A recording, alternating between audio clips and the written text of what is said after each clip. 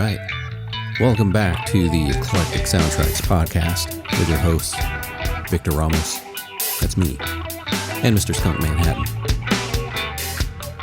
On today's podcast, we have Mr. Rob Dew. Rob's a veteran of the Austin music scene, having played with the band Dave's Not Here. Today you can find Rob working at Infowars alongside the infamous Alex Jones. In part one of this podcast, we talked to Rob about his work week. Needless to say, pretty interesting. We'd also like to thank our friends at Tragan Guitars, Godin Guitars, Ernie Ball Strings, and 5 Iron Woodworks. So kick back, relax, enjoy today's show. Oh, one more thing. Whatever platform you're listening to this podcast on, be sure and give us a like, subscribe if you're able to. That would really help us out. All right, on with the show.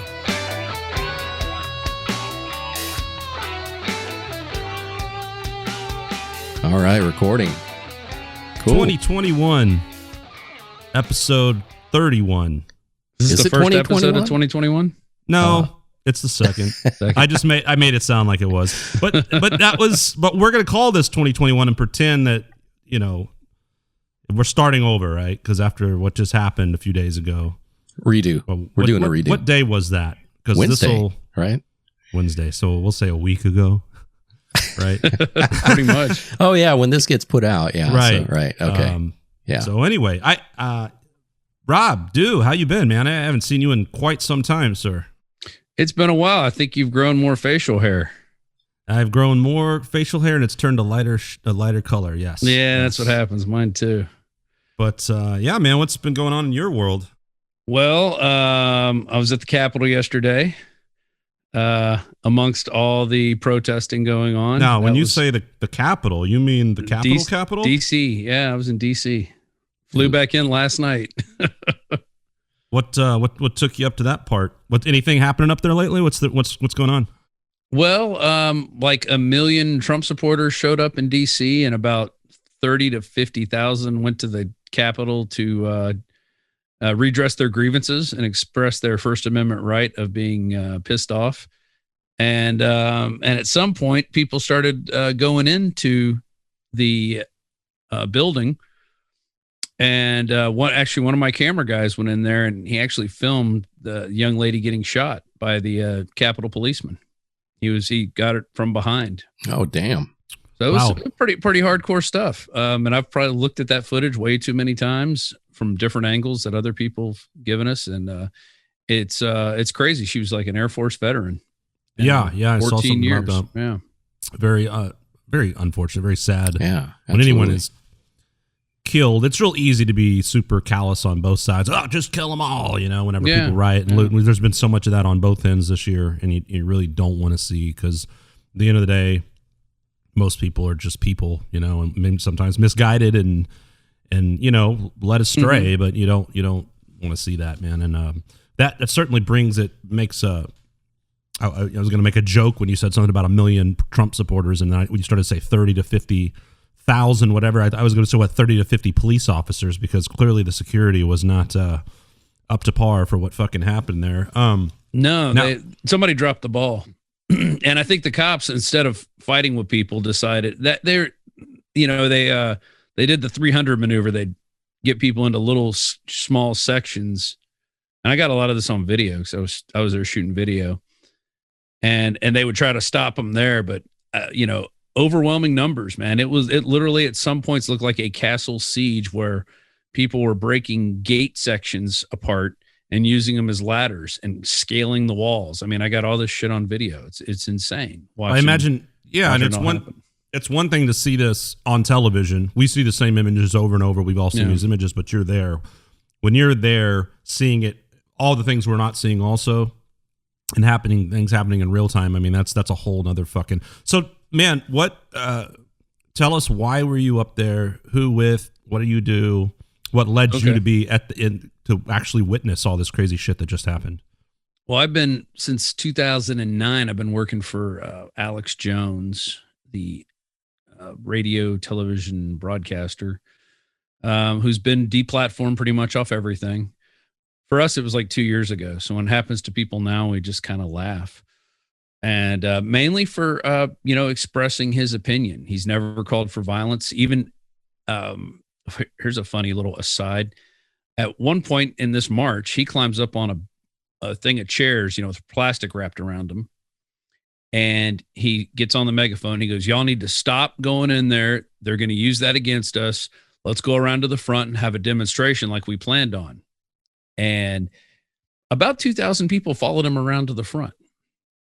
Of course, he gets to the front and they're already breaking into the front there. So it wasn't like, on both sides were breached, the south side and the north side of the Capitol, I think, or maybe it's east and west. I think it's east and west.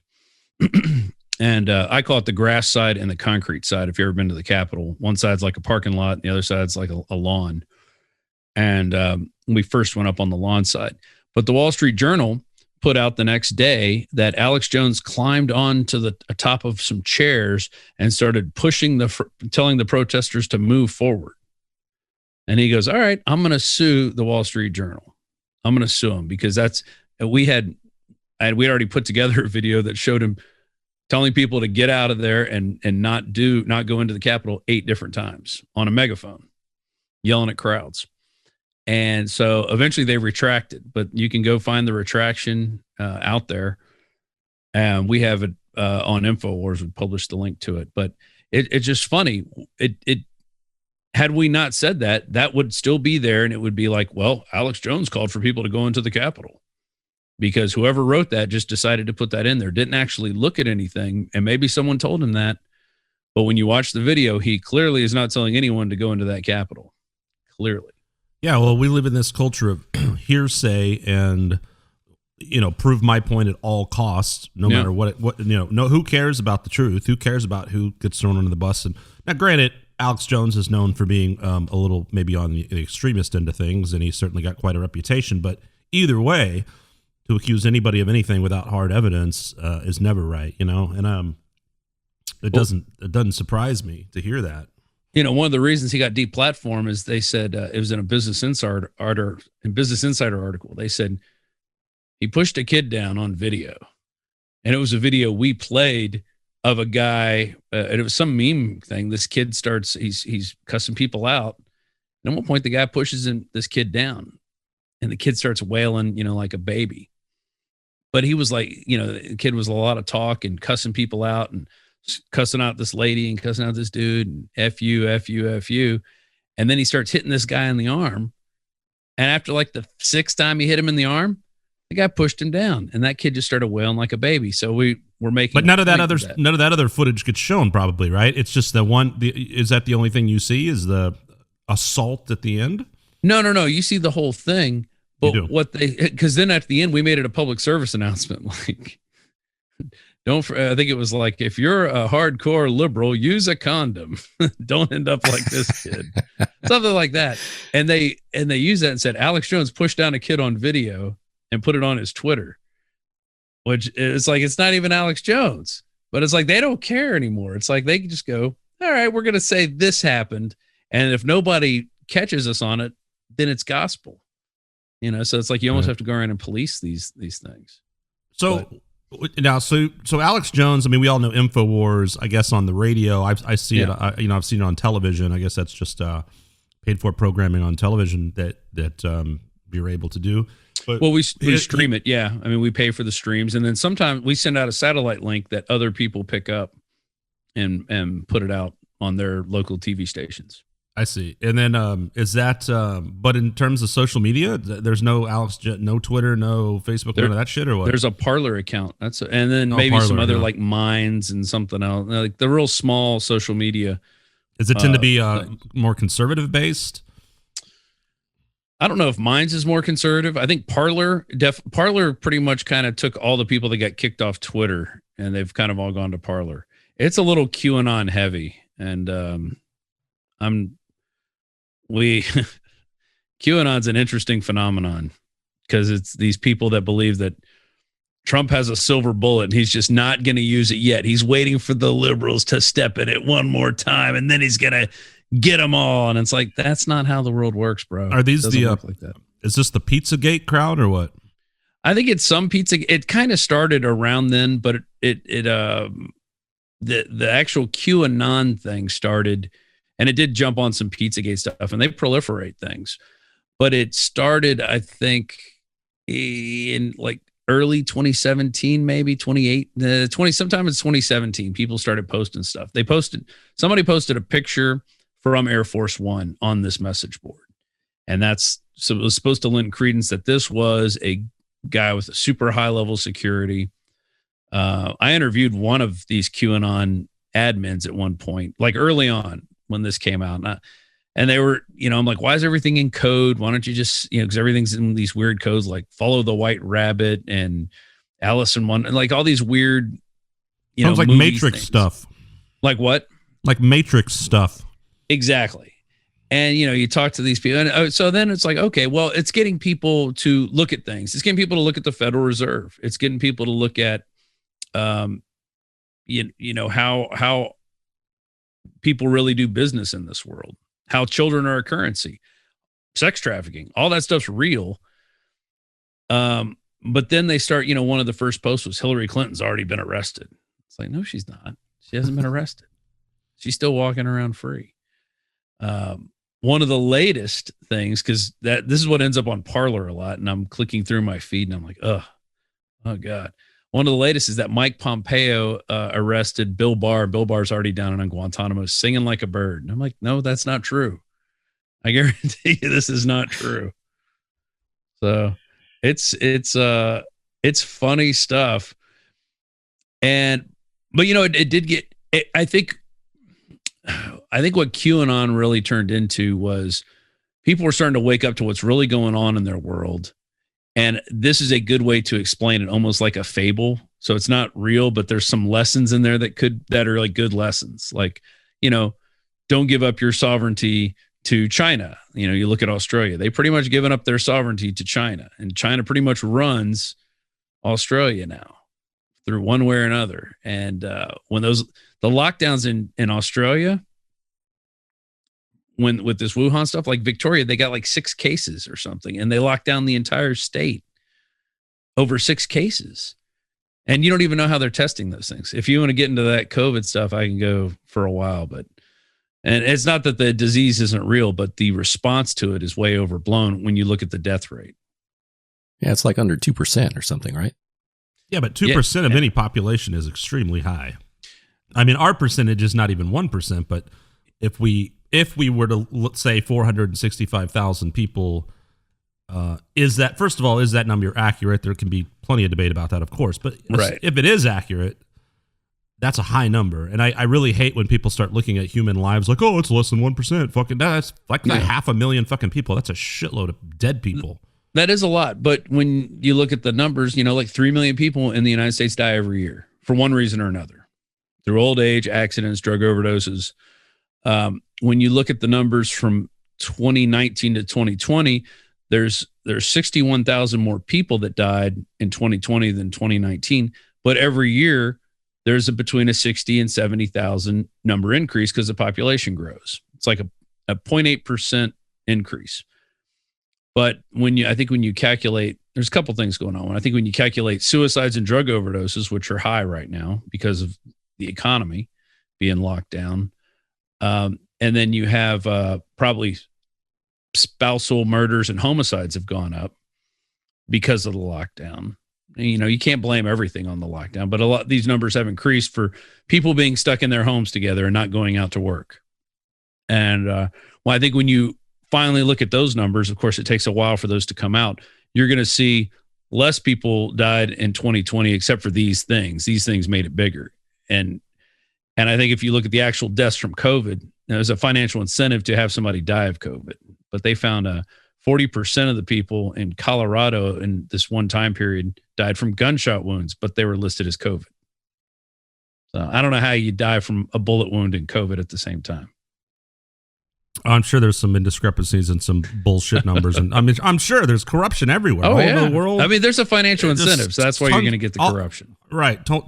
Corruption's never going to go anywhere. And so things are never black and white. But And I mean, I'm glad, of course, to hear you or anyone say, well, I mean, I would think that 99.9% of the population would be like, acknowledge this is not just some far leftist conspiracy that doesn't even exist. I think so many people now have experienced even knowing someone that has had COVID or died of COVID or whatever the case may be. So it's a very, very real thing, obviously.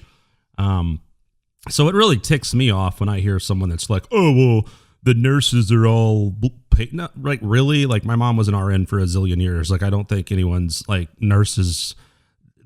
No, most of the time, those are people that actually really care and are saving lives and putting their lives on the line to do this. And I don't think there's some conspiracy with all kinds of medical personnel. Having said that, you know, there are, like you said, you know, incentives in certain situations, just like the fucking drug industry. I mean, talk about drug dealers. I mean, finally, the federal government's like, oh, well, what? Why aren't we dealing marijuana too? What are we doing? You know, like, way to get with the program, assholes. But, you know, I'll get off that fucking soapbox. Well, I did like to see the Oxycontin, what they did with, you know, going after the Oxycontin makers, you know, and even tying Walmart into it, saying you're enabling this. I think that's good. Like, those drugs are really bad for you and they're very addictive. And stuff like marijuana is not addictive. And now we're seeing, you know, magic mushrooms. But let's look at this as a therapy, you know, which people have been saying for a long time. Look at these things. And I think those parts are good. There's, you know, 2020 hasn't been a total shit year. I'm curious, politically, were you know, I met you 15 years ago, probably ish, you know, maybe a little less, but yeah. And I know you from back then as a musician, a bass player. You were in the band. Dave's not here, and great band. I love that music. I don't know if you do music anymore or have done much since then, but that's how I initially knew you. Were you always into political stuff and kind of savvy on this and paying attention, or is that something you moved more towards when you started working with Alex Jones? Have your politics changed much based on that job? I've maybe gotten a little more, I would say I've probably gotten a little more religious, and that might have been from having kids. I didn't have too many. I may have had one boy when I knew you. Now I got 4 kids. And yeah, that changes your perspective on a lot of things. You know, when they start asking questions and trying to teach them right from wrong, you know, then you're like, oh, I see why there's a Bible in these lessons, because these are good lessons to learn, whether, you know, and that's always good for debate, but there's the reason they had lessons for society. And it's like, hey, we want to have a society where we're not killing each other in the streets and we look at each other funny. All right. So that's good. So I definitely probably got a little more conservative. I come from a very, you know, when I first started, my parents are Democrats. I voted for Clinton the first time in 92, which is the first time I could vote. And then I started reading about libertarianism. I'm like, oh, I like that. I like people. Let's not go to war. Let's be sensible with our money, and let's decriminalize drugs. And, you know, that's kind of where hearing that. What's that? We're hearing that word a lot more and more. Libertarian, you know? Yeah. So so from there I was a libertarian. And then when Ron Paul ran for president, I think in 2008, I did change to be a Republican so I could vote for him in the primary, because you couldn't, I don't think you could do it in Texas unless you were registered in their primaries. You know, in the general election, you can do whatever you want. So I changed then. And so I voted for Ron Paul, but when he didn't get in, I did not vote for, was it John McCain or Mitt Romney? I could just look at those guys and you hear them talk and you know they're not genuine. You know, they're just creeps. So I didn't vote for either one of those guys. I think I voted libertarian, and maybe, I guess Gary Johnson ran one time too. Gary Johnson, Gary Johnson in 2016, right? He was our... so maybe I didn't. Gary Johnson ran though before that, but I think he ran for a different party. I think it was him in 2016, which was that third party option. Yeah. Okay. So maybe that was Trump's year. I voted for Trump in 2016 because I was like, you know what? I'd rather have a guy who's not a politician in here. And I thought it was funny how he only became a racist, you know, when he ran for president. And I voted for him this past year. And I think, well, you know, I think he got into office because he wasn't a politician, and he got out of office because he wasn't a politician, and he played the game very poorly. He did. And in my opinion, shot himself in the head. I mean, there's liberal media, et cetera, but man, you know, I mean, I think a lot of people would agree. Now, even a lot of Republicans are going, okay, I'm done. I can't stand by this. I mean, after what we just saw, right? Yeah, but I have a hard time believing that he told people to go in there and break. You know, I don't believe he told people to go in there and break in. He said he needed people to go there to stand outside. He didn't. And that wasn't the intent, but yeah, you know, I mean, I don't think anybody was calling for anybody to go in and start yelling at, getting in the face of these people. Although now it's happening at airports, man, and it's Republicans mainly that are getting their assholes reamed. Lindsey Graham got reamed at the airport, and so did Mitt Romney. And you know, poor Mitt Romney. Yeah, he's like one of the good ones now. he can't buy a break. But you know, I think in the whole long run with everything, people have to look at and go, you know, are we going to obsess over everything these politicians do? Which kind of happened for the last 4 years. People were obsessing over everything Trump did or didn't do. And, you know, maybe that's the direction we're going in, where everything, but I think a lot of this is going to die down now. And a lot of it's going to be because of social media censorship. There's not going to be anyone on social media unless they're like write for the Washington Post. You know, they're just going to be gone.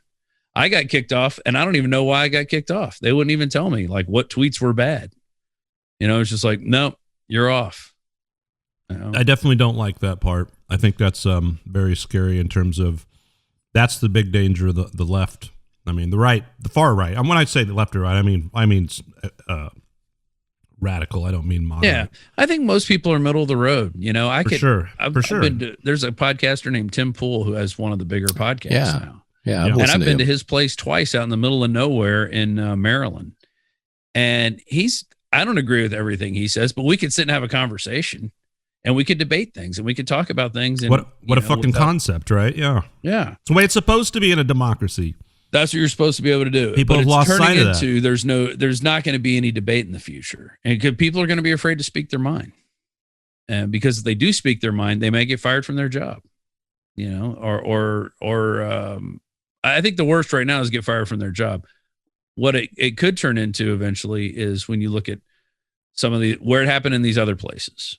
And it usually happened after people took guns. I'm definitely probably more pro Second Amendment now than I've ever been. And not for, of course, not for protecting, not for worrying about the government mainly, but when you look at, well, when people call for defunding the police and people start, you know, going around burning neighborhoods down, you got to protect yourself. Geez, one of these, I think it was St. Louis. Some guy was a retired police chief was trying to protect some guy's business and they shot him right in the chest and he's dying out there on the sidewalk. Yep. You know, it's crazy what's going on. And that crime increases for a number of reasons. And a lot of it is, elites have basically are consolidating resources and they're not managing their consolidation very well. You know, when you look at who's getting locked down, it's small businesses. Walmart and Target are still open. And when you can't have your business, you know, small businesses are always hanging on by a thread. But when you're getting pounded like that by the government in some of these states, it's bad. You know, at least the governor here, you know, not in Austin. Are you still in Austin? I don't even know. Yeah, you're in Austin? I'm right? in Austin. Yeah. You know, the mayor here is trying to, you know, really crack down on certain industries, mainly the bar and restaurant industry. But the governor has kind of had to hold him in check, that's when you have a good checks and balance.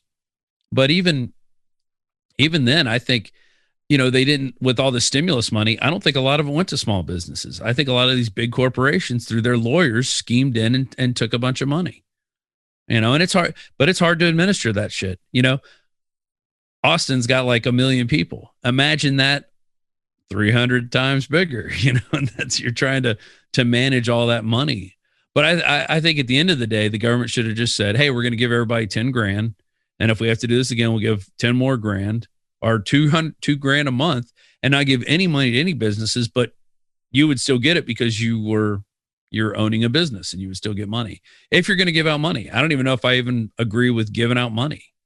Sometimes I'm just like, but that's a one way to stimulate the economy. If you're going to stimulate the economy, is give it to people. Don't give it to these other companies so they can buy up their stock and raise their value up. Well, yeah, exactly. That's yeah. No, it's insane. In theory, like, again, the black and white, it's never super simple because it's like, oh, in theory, you're going to get money, but it's never balanced. It's never fair. You know, it's never is. Like, what was the deal with, correct me if, Vic, you're a huge Tom Brady fan. Maybe you know. Didn't Tom Brady get like $1 million because he's a business owner or some shit? Have you heard this, Rob? I heard something about this. I'm not sure where I heard it, but was it the Stetson I got nothing against Tom deal? Brady. Great football player, blah, blah, blah, blah. But the guy's like a gajillionaire. Like, this dude doesn't need money in a time of a pandemic when there's a billion, you know, there's all these people losing their livelihood in their homes and their businesses. Like, these people need money. So it's that kind of stuff right there. And I'm not like, you know, tax the rich to death and fuck them all because, you know, people have earned their money. You know, a lot of people have actually earned their money. But it's like, and why should they have to give it all away? But at the same time, especially in a situation like this, it's like, really? Does Walmart need money right now? You know, like, who really needs money right now? You know what I mean? Well, and they did a whole thing where they were cutting off at some points in some states, they would cut off a section like, oh, you don't need greeting cards. So we're going to cut off this section has COVID. So you can't go in here and look at greeting cards, but you can buy clothes and food in Walmart. Yeah. It's all fucking stupid. You know, it turned weird. And I tell you what, if at the beginning, because the American Medical Association came out and said, oh yeah, hydroxychloroquine's good. But they spent 6 months saying it was going to kill, you know, it didn't work. It didn't do this. But now they're saying, oh yeah, now you can prescribe it. And it's like, what was wrong with it before? Well, I'll tell you what was wrong with it before. You can't fast track a vaccine with CDC money unless there is no cure for, they have this written in their bylaws somewhere. People can go look it up. If you don't have a cure for a disease, you can fast track a vaccine. Then it opens up the floodgates of money to prepay for doses, to prepay for research, to eliminate a lot of research. They didn't test this thing on animals before they're giving it to humans. And usually they do that for several years. And with these mRNA vaccines, this is the first one they've ever put on the market for people. And so, you couldn't have a cure. So if you had budesonide, which is an inhaling medicine that people do for asthma, which a West Texas doctor was prescribing to people, and the only reason he found out about that is because he went to Taiwan. He was like, why do they only have 7 deaths? Well, they're giving people a steroid in their mouth, not plugging them up to a ventilator, which also gives you a lot more money if you plug them into a ventilator. But budesonide's what, $100 maybe to treat them? And they're done. They're out the door. But you got to get the disease early. So what was going on is if you came in with COVID, they would say, go home and take Tylenol. And then if you got worse, well, they put you in the hospital and then hook you up to a ventilator when it got bad. But by that time, it was too late. But if you hit them early with hydroxychloroquine, zinc, and azithromycin, people were seeing success with that. There were plenty of doctors seeing success with that. There's one in Houston. She's a little nutty. It's an African lady with a heavy accent. But she was cured. She's cured 200 people out of her practice using it. I've talked to a few of them because I'm like, I got to talk to a couple of your patients. He sent me some numbers. I call them up. Yeah, they got cured. Well, if you've got a private, you know, if you've got a system with private healthcare, what, can't you sign a waiver and that be legal? Like, why is that a problem? You know, it should be. And you know, the president signed this Right to Try Act where you could try these things. But these things were all, they were all available at the time of the pandemic. And also another thing you could take, you don't even need a doctor's prescription. You can take zinc and quercetin. Quercetin opens up a zinc channel in your cells and allows the zinc to come in and kill the virus, or any virus really. But quercetin's an herb. You could take zinc and you could take a lot of vitamin C and vitamin D. If we had just spent money on those things and given them to people, saying, here, we're going to give you a Medipack. And if you start feeling bad, take this, or hell, start taking it now to build up your system. You'd have a bunch of people walking around with robust immune systems, and their immune systems will be doing the work. Sure, you still have some people get it because some people have autoimmune disorders and stuff like that. You're still going to have people get it, but I don't think it would have been as bad.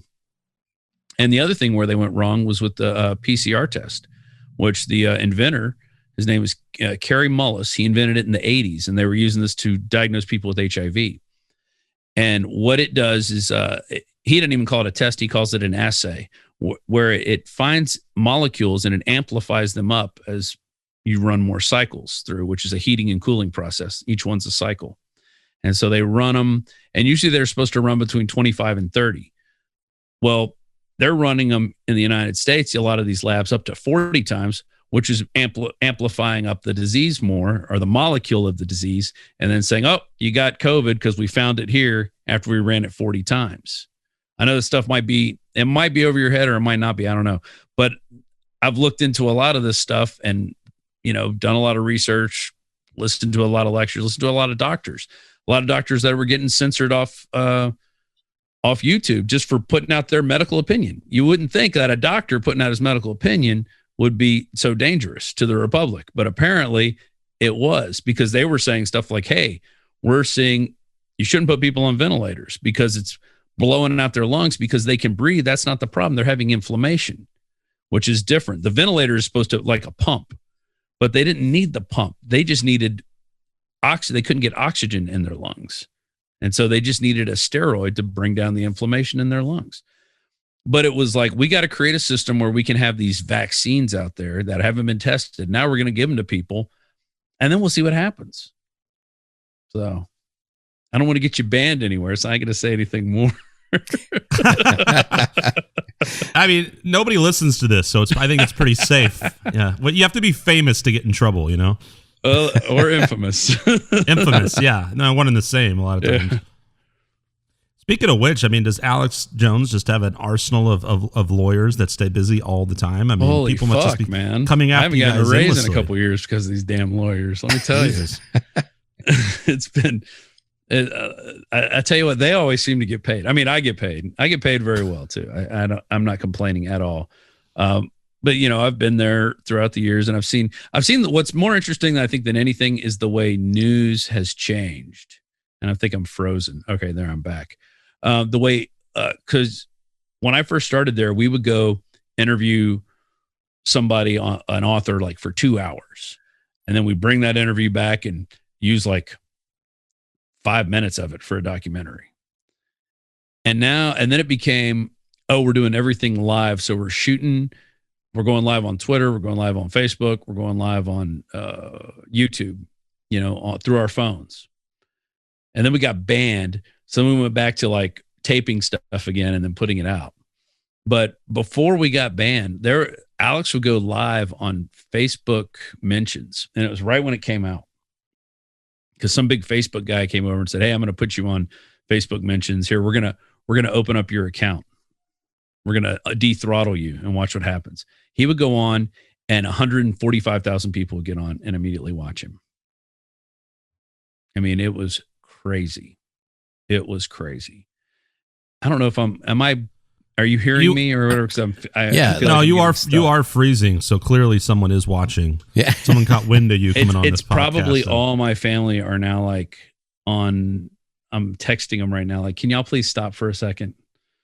They're all probably streaming games or some crazy shit. It's that fourth kid. You're just, the Wi-Fi can't fucking one of take them's it, out, it probably wouldn't have even worked, but one of them's out spending the night at his friend's house. Please log off for a second. I'm sitting there to my kids. Anyway, what year did you say you started? 2008 or 2009? 2009. Before that, I was doing jewelry. I was slinging jewelry on the jewelry channel. Oh, okay. Yeah. I mean, you've always done, I guess, video, and you did videos back in the day when you were playing live music and putting out albums and stuff too. Mm-hmm. And then that just became more your career. I mean, and with Alex Jones, I mean, you've done a lot of interviews, camera what exactly do you do? I mean, does that have a pretty big team, or is it a pretty small unit of guys that go out and do this stuff? When we go out in the field, there's about 5 of us, and then we'll kind of rotate out some younger guys to try to get their feet wet of going out on the road and what it's like. But it's gotten, it's pretty interesting the way we go now. We use these little 4K Sony video cameras that are small. Like none of them are going to log off. I can feel it. Well, the audio's coming in. So the audio's coming in. Okay, Yeah, I feel like yeah. everything's stopping. I'm going to make a phone call real quick. He even answers. These kids. He's my 15-year-old son. I'm going to be like, just everybody log off for a bit. Hey, Morgan. Yeah. I'm doing a podcast and you are freezing my audio up. Can you just log off for 20 minutes and have Quincy log off for 20 minutes and then get back on? I know you guys can do it for 20 minutes, right? Okay, thanks. These kids, man. I tell you what, bandwidth and then is 20 crazy, more minutes. You know, you think you have enough, and then you plug in one little device too many, and that's it.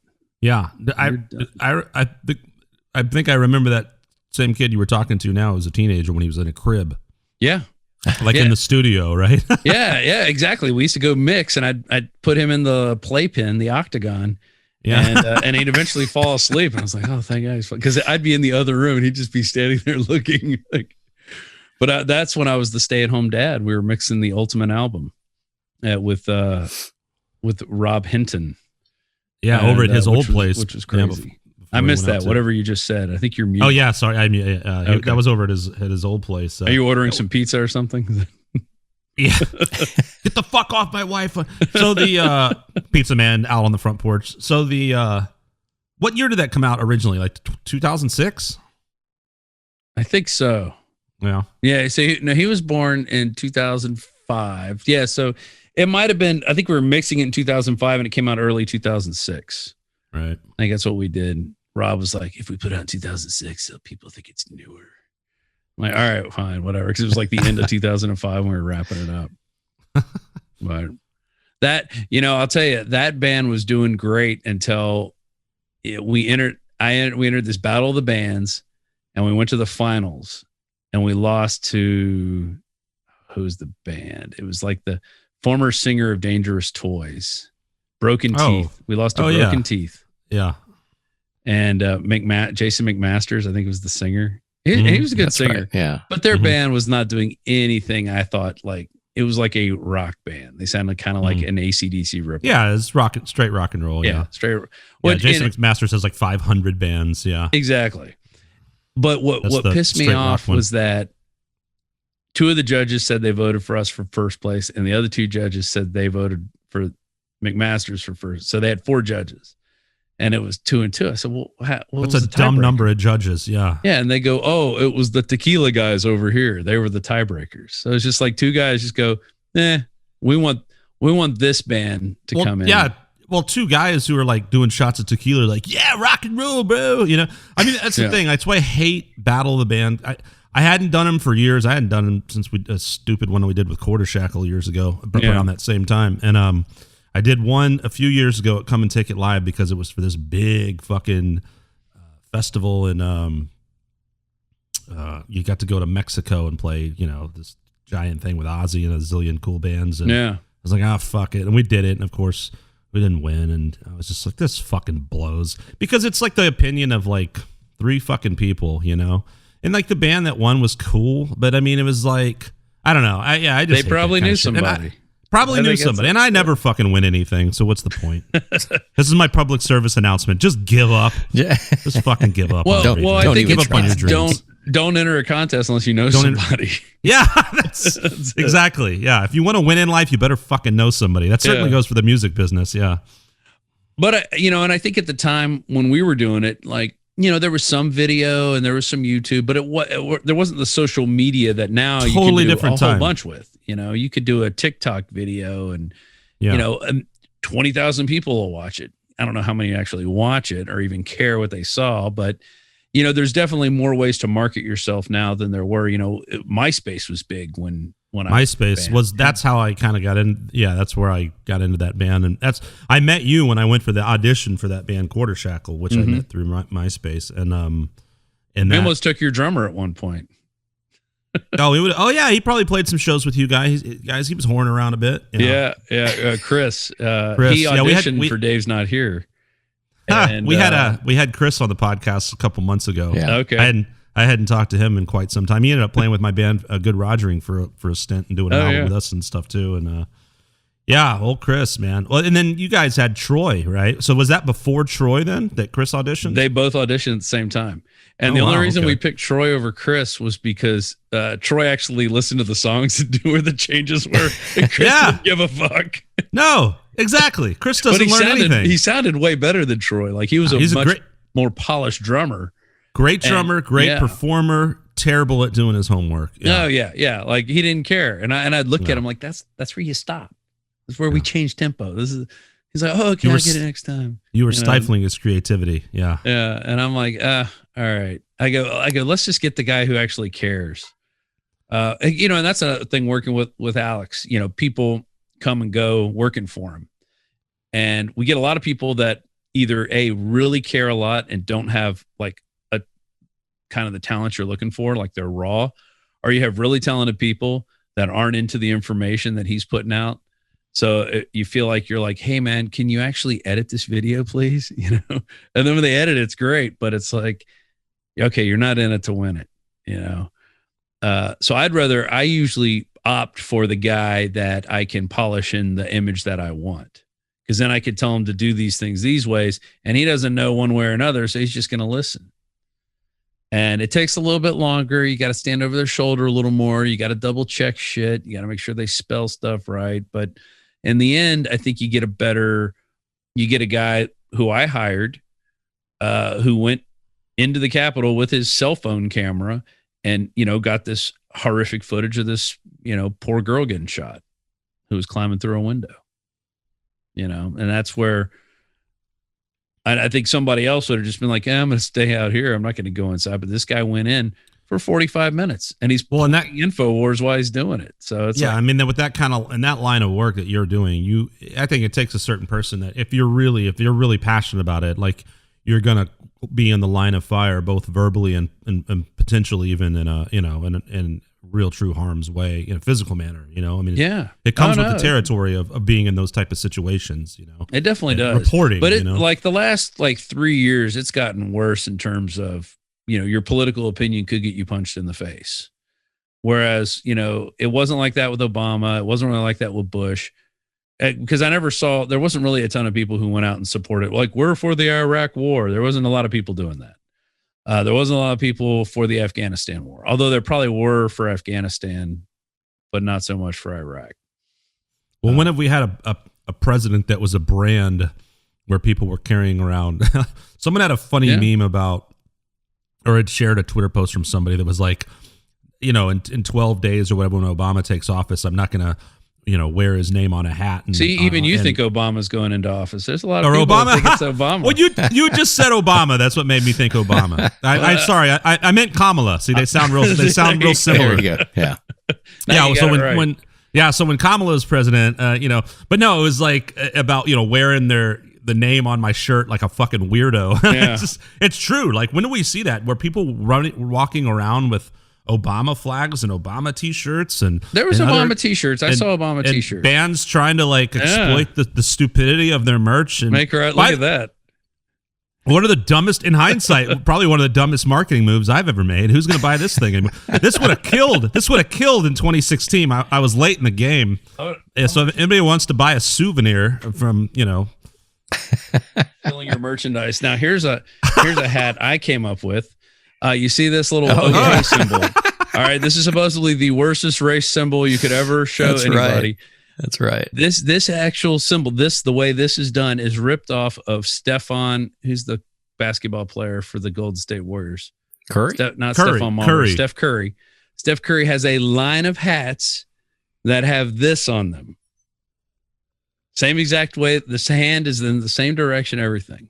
But if you happen to be a conservative and like Donald Trump, this means you're a terrible racist. But Steph Curry can have a line of hats like this. No one says a fucking thing. Hence the massive hypocrisy of America. Exactly. We've just witnessed it time and time again, throughout the course of this year. And on the one hand, you hear people going, wow, if, look at the photographs, remember when the Black Lives Matter protesters were doing this stuff. And I'm not, there's a part of me is going like, oh, for God's sake. And the other part's going, it's kind of a good point. Like, You know, I mean, look, I don't like either way. Like, fuck those rioters too. Anyone, this whole entire time, I was like, anyone destroying property, public or federal or whatever, or harming other people, fuck you, man. You need to be prosecuted and go to jail at the very least, or have a massive fine on your ass at the very least. And, you know, so I understand when people are kind of up in arms and going like, how the fuck did, you know, I hate when the way everything becomes a white and black issue, but I understand, you know, why it does. Sometimes it's certainly easy to spin it that way. And it's like, well, why were all these fucking, you know, gung-ho honky white, you know, the Trump supporters just allowed to stroll right onto the fucking Capitol? Yeah. And it's somewhat of a valid point, you know? It's because they were allowed to. How the fuck does that happen? Well, when I popped on here late, as I usually do, like making my tacos. You actually did. You guys were pretty good today. Pretty good. Yeah. Well, I logged on and then I ran off and you know, made my plate. But you guys were talking, I heard, and you were saying something about that, right? About now let's discuss the part about, you know, Antifa plants. I'm sure there might have been a few, of course, but that certainly wasn't 30,000 Antifa people there, you know. No, I don't think that. And I mean, who are these fucking ass clowns dressed up as fucking Vikings and all that? I feel like these people just think they're going to stroll in there and take selfies and have no consequences. I hope these fucking assholes go to jail for years. You know what I mean? Well, I don't necessarily hope that, because I don't think a lot of those people, you know, I think that the people who stole things, the people who broke things, the people who, but I think this is going to be a case, if people really study, it's going to be a mob psychology piece in terms of how people react. Because I don't think I would say less than half the people who were inside that congressional building had any intention of going in there. Now, there may have been some people doing it, but they were trying to blame Trump for causing that riot when he didn't start talking about he said, I'm going to walk with you down to the Capitol. He said that during his speech. Well, they were already in there when he said that. That thing was already breached. By the time I got a text from somebody that said, we're inside, and it was at 1:00, which was noon this time. Trump took the stage at like 12:15 and was still talking until like 1:30. We hadn't even started walking down there yet because we were waiting for Alex because he was in there watching the speech. I was going to say, so you guys were at the Capitol and Alex Jones was at the speech, was at the White House? No. We were waiting outside the cordon zone, because if you were going to go into the speech, you basically had to submit to a full body cavity Secret Service search. And, you know, my camera gear doesn't pass the, you know, test. And I had a Leatherman on me, and, you know, I had all kind of shit that I don't want. I'm not going to leave to go in because you couldn't bring a pole. You couldn't bring anything in there. So we were waiting outside that fenced area on where Pennsylvania Avenue runs into the South Lawn. And Alex waited for half his speech because he was still speaking as we were walking down. Right after he mentioned, he's like, he's going to walk with us. Alex gets up and they let him out the back. And then, you know, we were going to lead the march. By the time we got down there, there was probably 10,000 people behind us. And then we ran into Constitution, another 10,000 people. And then we get there and there's at least 10,000, probably more, already at the Capitol, already there.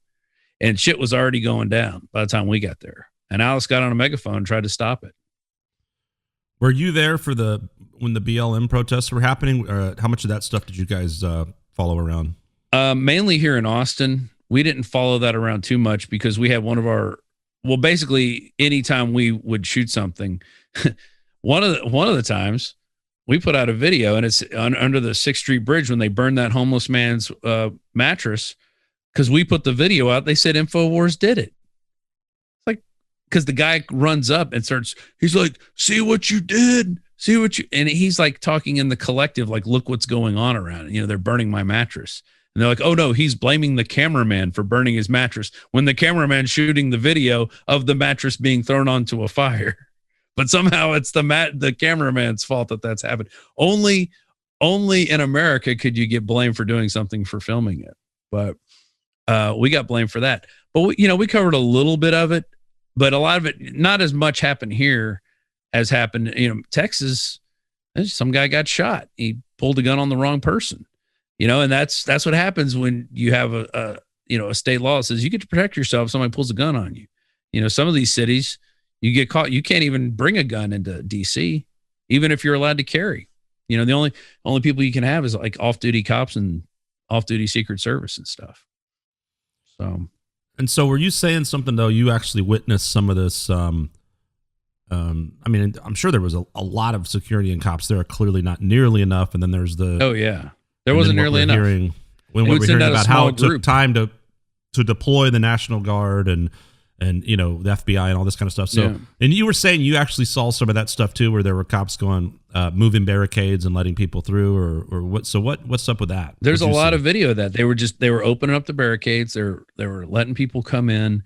There's one where the cops taking a selfie with somebody. There's another one where I saw one, but it's right before that girl got shot. There's 3 cops standing in front of the door, and this one guy is banging on the door with his helmet, and he's saying, let us through there. And then the guy turns around to the crowd and says, hey, hold on.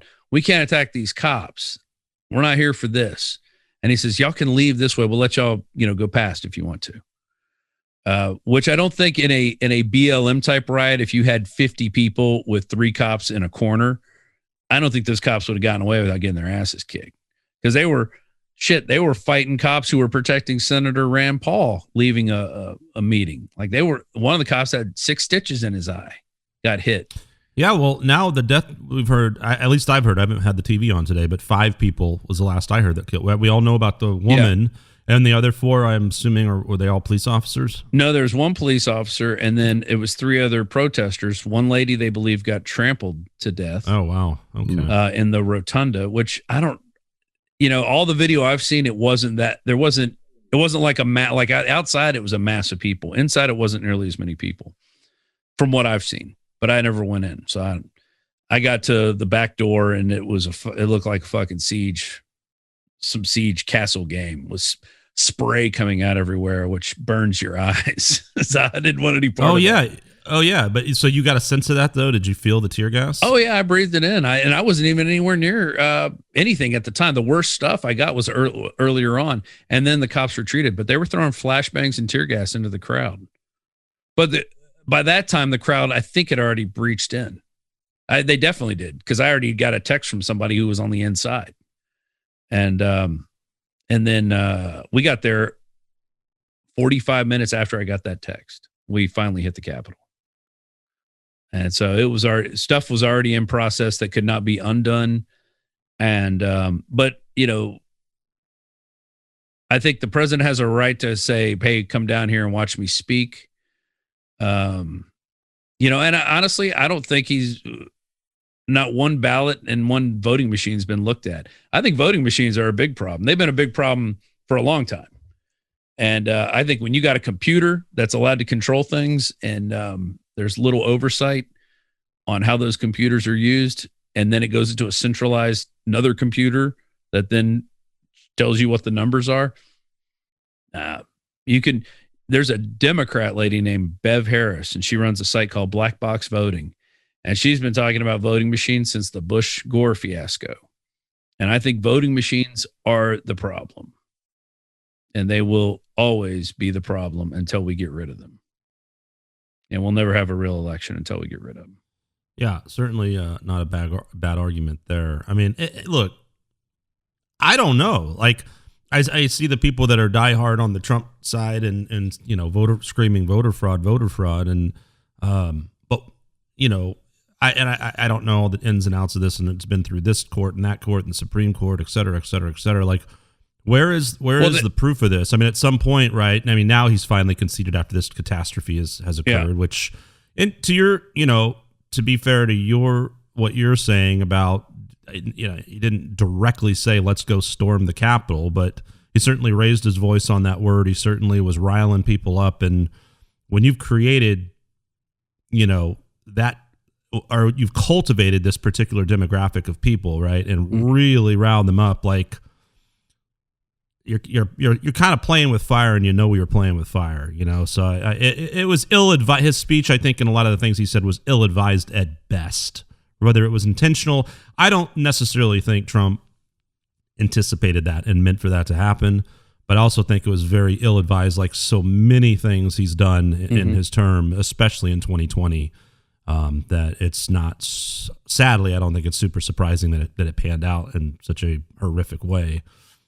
So, I mean, that's a whole argument in of itself. But yeah, I don't know, man. Like, where is the evidence of this fraud? And I'm not saying it doesn't exist. I'm sure there's all kinds of fraudulent shit all over the place. And you're right. It's not just this fucking election, right? I mean, this has happened before, you know, and, but. Well, I think with the evidence angle, you have to be able to look at the voting machines. You can't look at the result. Like when they go, we did a recount. They just recounted the same results. You have to be able to look at the voting machines, which they're like, oh, these are proprietary. It's like, it's our fucking elections. They're not proprietary. You give up that right of propriety when you participate in the election. And two, the mail-in ballots, there was, I think in Pennsylvania, they sent out, I don't know the exact numbers, but they got 200,000 more ballots back were counted, mail-in ballots than were sent out. I don't know how that happens. You know how that happens? Are they fucking gremlins? You pour water on them and they multiply? I don't know. I don't know. But well, where do you have that? I'm just curious, like, how do you know that? Like, how do you know that personally? Well, people are putting out numbers, and there's a lot of places that you could see where, compared to the voter rolls, I think this was in a few of the Wisconsin counties, more people voted than were on the rolls. Like their percentage points was like 114%. Now people are saying, well, you can register up to the day of voting, and these registration numbers were based on 3 days before. And I'm like, oh, okay, maybe you had more people register to vote, and then everybody that could vote that day voted. And maybe that's true. Maybe there were so many people scared of a second term of Donald Trump that 80 million people came and voted for a guy who sat in his basement. And when you look at his rallies, there was 20 press people there and maybe 3 fans in a car. You know, I personally will never believe that Joe Biden got that many votes. But with the mail-in ballots, you have to check with the signature that you're registered as. Okay, there's when you register to vote, you have your signature, and then you test that with the signature of the mail-in ballot. Well, I've saw a couple mail-in ballots and voter registrations, and the signatures weren't even nearly close. The signature was very legible for the registration, but the mail-in ballot was like, and that was counted as good. And the way, from what I've been told, and like I said, I don't know if any of this is true, but we'll never know if we don't even examine this stuff, if nobody's allowed to look at it. They said they put the DPI setting, dots per inch, from 200 to 100. So things were going through and they were looking like, you know, a bad photo that you hadn't, you know, it was all pixelated. So by throwing these in, that's one of the things I've heard. Like I said, we don't know if any of this is true because we haven't. That's a problem where I feel like the entire nation is dealing with fucking hearsay. Yeah. And whether you're, you know, rooting for the commies or whether you're one of these, you know, I'm storming the fucking Capitol for freedom fighters, right. Like either way, like how many of us are actually really informed? How many of us actually, it's pretty fucking scary. It does feel like the whole Orwellian 1984 thing. It's pretty fucked up. It's all headline driven. Yeah, and I mean, and that's the scary part is like the people. What was I reading today or something? And you know, it just, I mean, it really comes back down to the problem is it's actually perfect for big government either way because the people are completely fucking divided. Easy now to just that's what's happened, right? We're just turning on each other, fighting each other, killing each other, literally. I mean, you know, we're not looking at the real enemy, right? And so. Yeah, it's pretty messed up, man. I mean, what are you guys more? I say that loosely, but I mean, I don't know a whole lot of Alex Jones rhetoric. I mean, I know he's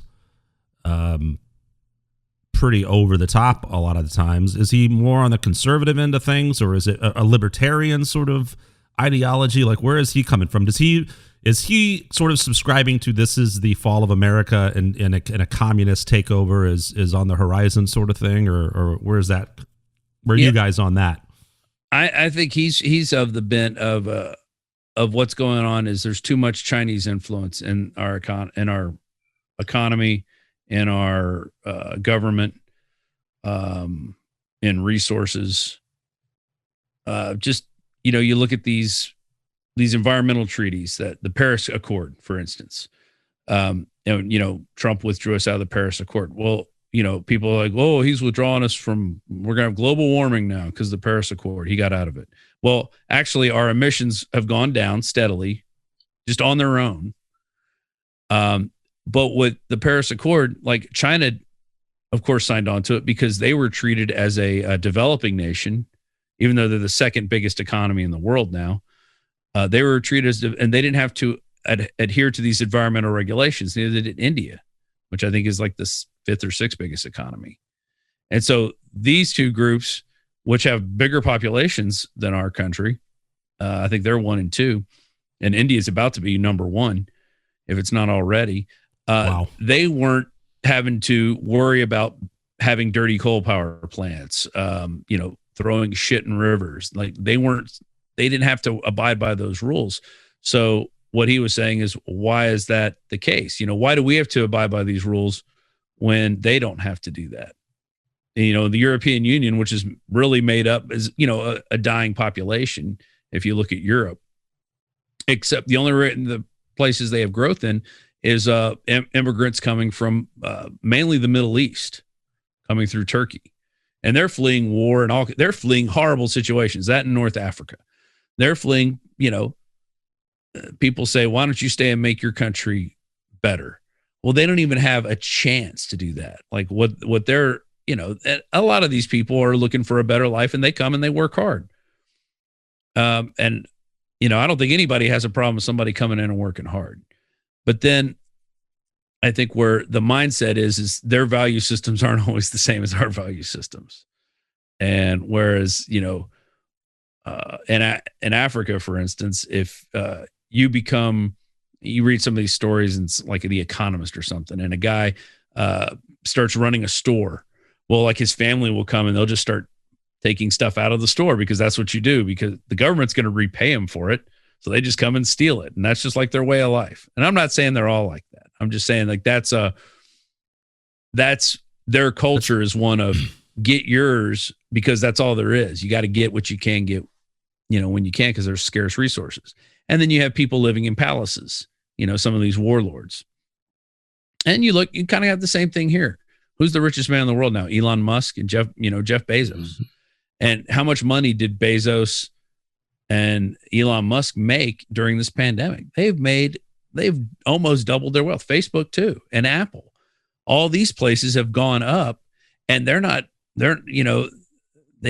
to bitch about people not paying their fair share. Well, I'm not even sure some of these companies pay taxes the way they write the laws. So are you going to reform taxes? Are you going to have term limits in government? I think you got to have that. We can't have these career politicians. That's corruption in itself right there. There's a really good article on, I forget the name of it, but it's written by some lady who's anonymous, but she's talking about Mitch McConnell and how he wants to be in the minority position because now he can sell votes. If they needed some votes for something, he's there to provide Republican votes, and he likes being that deal maker instead of being the guy in the majority. So he gets to be a deal maker, and basically it's just special interest from, lobbyist organizations from K Street and, big conglomerates that are paying for these votes in the form of campaign donations, and that's where it's come to. It's like, it's disgusting. There's not too many people I trust in politics at all anymore, on either side. Tulsi Gabbard was one, and she's leaving. She was like one, I liked her and Dennis Kucinich. I don't know if you remember Dennis Kucinich, but these people were outspoken against war. And I think that's where a lot of our problems are. Trump tried to bring troops out of Syria and Afghanistan. Every time the news media, well, we don't know if he's pulling them out the right way. He doesn't know how to pull troops out the right way. He's leaving a vacuum. And it's like, the problem with, the sad part is if anything that Trump may have done right is completely marred and forgotten. I definitely think he's partially to blame. I understand there's a leftist media and all this. I get that, but I still can't. This guy, we've watched him say things out of his mouth, and you're like, dude, God, You got to be a politician on some level. You got to be a good speaker. You got to play. You have to look at this a bit as chess and not wrestling. And I think that's a huge mistake that Trump made. I get what he was trying to do, and I think he underestimated, just like the elitist leftist underestimated him and got him. And then he underestimated the other side. And I think a lot of the moderates in America, both elections, were like, "Fuck you, get out of there." We're not going to stand for this shit. Nobody likes to be bullied either way, And I just think if that was a strategy, in my opinion, it was a horrible strategy. Sorry, Victor, you were about to say something. No, I was just going to, when you see kind of like this hypocrisy going on, Soleimani, right? That when he, I guess, ordered the drone strike that killed Soleimani, and just everybody in the freaking media was talking about Soleimani like he was some sort of, he was a saint. He was a saint, right? Yeah. The guy that orchestrated all these terrorist attacks. I hear what you're saying, Skunk, and I agree. But what if they would always joke? I'd hear people joke about, what if he came up with a cure for cancer? People, defend cancer or something like that. I fucking want cancer, man. Trump's trying to take down big cancer. Yeah. I mean, the opposition's always going to find a way to beat you down. And frankly, like what's funny for me is, like, for years, I mean, I kind of giggled to myself when he got elected, because I was so sick of the pompous and the endless bashing, and we've watched it for years, and I was just like, I'm sure we've all unfollowed and blocked people. I don't tend to unfriend people and stuff, but muted them, shut the fuck up, I'm tired of your bullshit. We all know what's going on. And then in recent times, I've kind of gone like, well, I mean, it's hard for me to defend Trump. I mean, I don't want to defend Trump. I didn't vote for him. I have no interest I don't like him, anyway. But even if I did, I'm just like, from a logical standpoint, I think it's a very hard, it's really weird. I just use the wrestling analogy, I was like texting back and forth today with my dad, because, my dad's conservative, and that's cool. I mean, I've got conservative values too. I feel like I'm pretty in the middle on a lot of things. And he came out with some, Stalin quote, and I'm like, what? Where's this coming from? Like, and so we go back and forth, and we're having an interesting conversation. And I mean, was it the Stalin quote about counting votes? No, I'd have to scroll back so far to even find where that conversation started. But I will read you. So I don't know if you remember my brother, but this is great. So he's it was a a bass thread, player, right? Yeah, it's a thread. Well, he's in San Francisco nowadays, but it's a long thread of just me and my dad. What, is he homeless? What is he doing in San Francisco? Yeah, he's a home. He played bass in a hard rock band. So exactly, very cosmopolitan out there, right? Yeah, no, I think he works in tech. He's got a kid, man, and happily married, and yeah, they're awesome. Dude, I'm engaged. My fiance's in San Francisco. Oh, wow. They pay people to clean the shit off the streets in San Francisco. You got to hand it to them. Yeah, no, I'm going to go out there. That's going to be my new job. I'm quitting music and cleaning up human feces. So, but speaking of human feces, so I just thought this was really funny. Like, this was long thread that was going, and finally I was like, Jesus Christ, this is not productive. And then hours later, my brother chimes in and just writes, I just took a dump, read this text exchange, and found it interesting. So there's that. I was like, perfect context for reading about anything related to politics. Yeah. That's pretty much how it is. People dumping each other, and, it is, what do they call it? Verbal feces, verbal diarrhea. Yeah, yes. Verbal diarrhea. That's what right. And so we're just yapping about things we have nothing. Go ahead. Victor was a lot of us. We have not heard from Victor enough. No. I am the guy. Yeah. That's why we always have to do post-production, because the audio tracks are just. I am the diarrhea. There is no compression on Skunk's track. Everybody else is like really short and doesn't line up, but Skunk's that's who we line up to. No. You mentioned Tulsi Gabbard, and I was listening to an interview with her with what's that guy's name? The Rubin Report. Okay. Yeah. Right. Yeah. He gets demonized for being too. I know. And I find him interesting. I like listening to him. And then I heard another one with Matt Taibbi earlier today, which I thought was pretty fascinating. But Tulsi Gabbard, I really liked her. I was kind of hoping she took down Kamala Harris during the president, the nomination or the debates, right? The Democratic debates, right? Yeah. And she just roasted her on her record of just suppressing evidence, keeping innocent people in jail, and all sorts of slave stuff. labor. Yeah. That's interesting though. That's in her blood. Her Jamaican roots, if you trace them back, her great grandmother owned slaves. That's right. Yeah, yeah. It was interesting to hear her talk about. I think it's safe to say they're all hypocrites and shitbags. Oh, absolutely. It's just funny when you find that, and then you find people. When you have black people coming in the street yelling Black Lives Matter, Kamala and Joe won. I'm like, you don't even know about Joe Biden. I know it's ludicrous. Look, I fucking do not like Donald Trump, obviously, but I don't think he's a fucking racist. I really don't. No, I think he's a fucking idiot. I just think he's a horrific fucking speaker. And especially when you're going to be hit that hard from a leftist media, if you want to go, use that, because that's what everybody all his supporters say, leftist media, fine.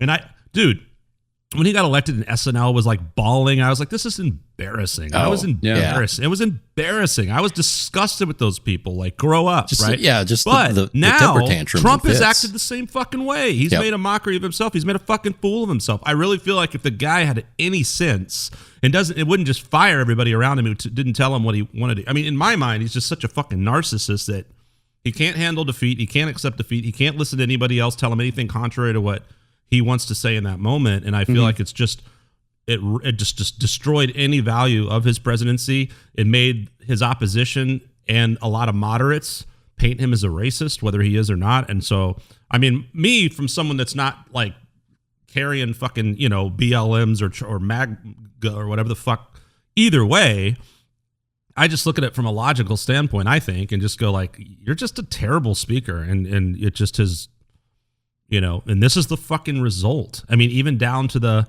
storming the Capitol. I mean, I really just think, yes, did he directly say go, but he didn't have to at that fucking point. He did tell people it was going to be wild in a tweet. Exactly. Like, look at this man's fucking tweets. And I am totally 1000% for fucking free speech. But when Twitter and everybody fucking pulled the plug on him, I mean, it's kind of like, I mean, well, they didn't pull the plug on him until he apologized.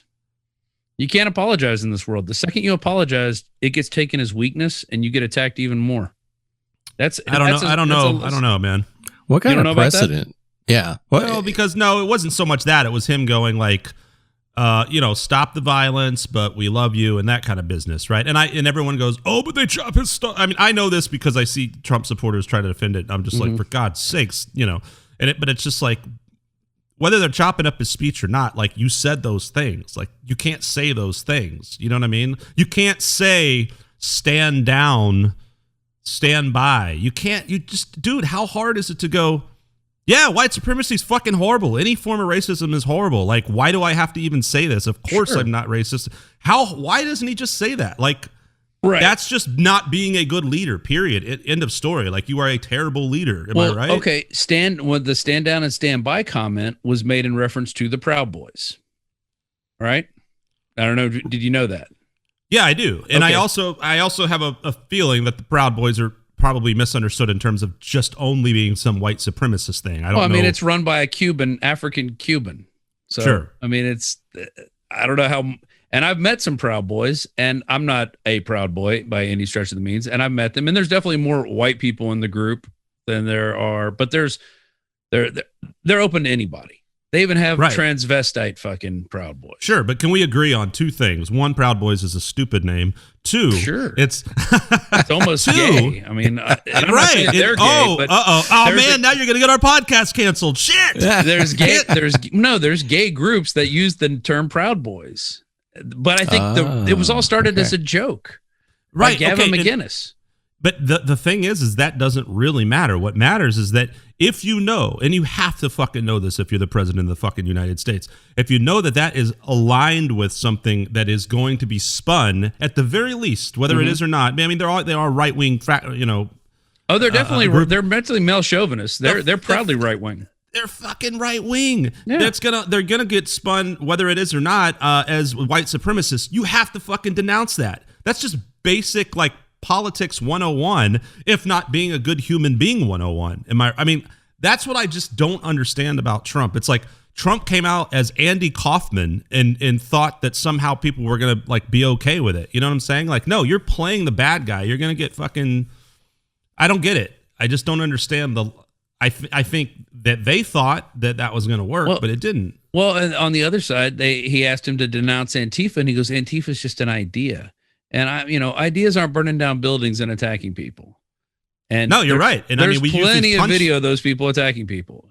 And, and then they asked Jerry Nadler, and he goes, it's a myth. And it's like, come on, let's just be real with what's really going on. You know?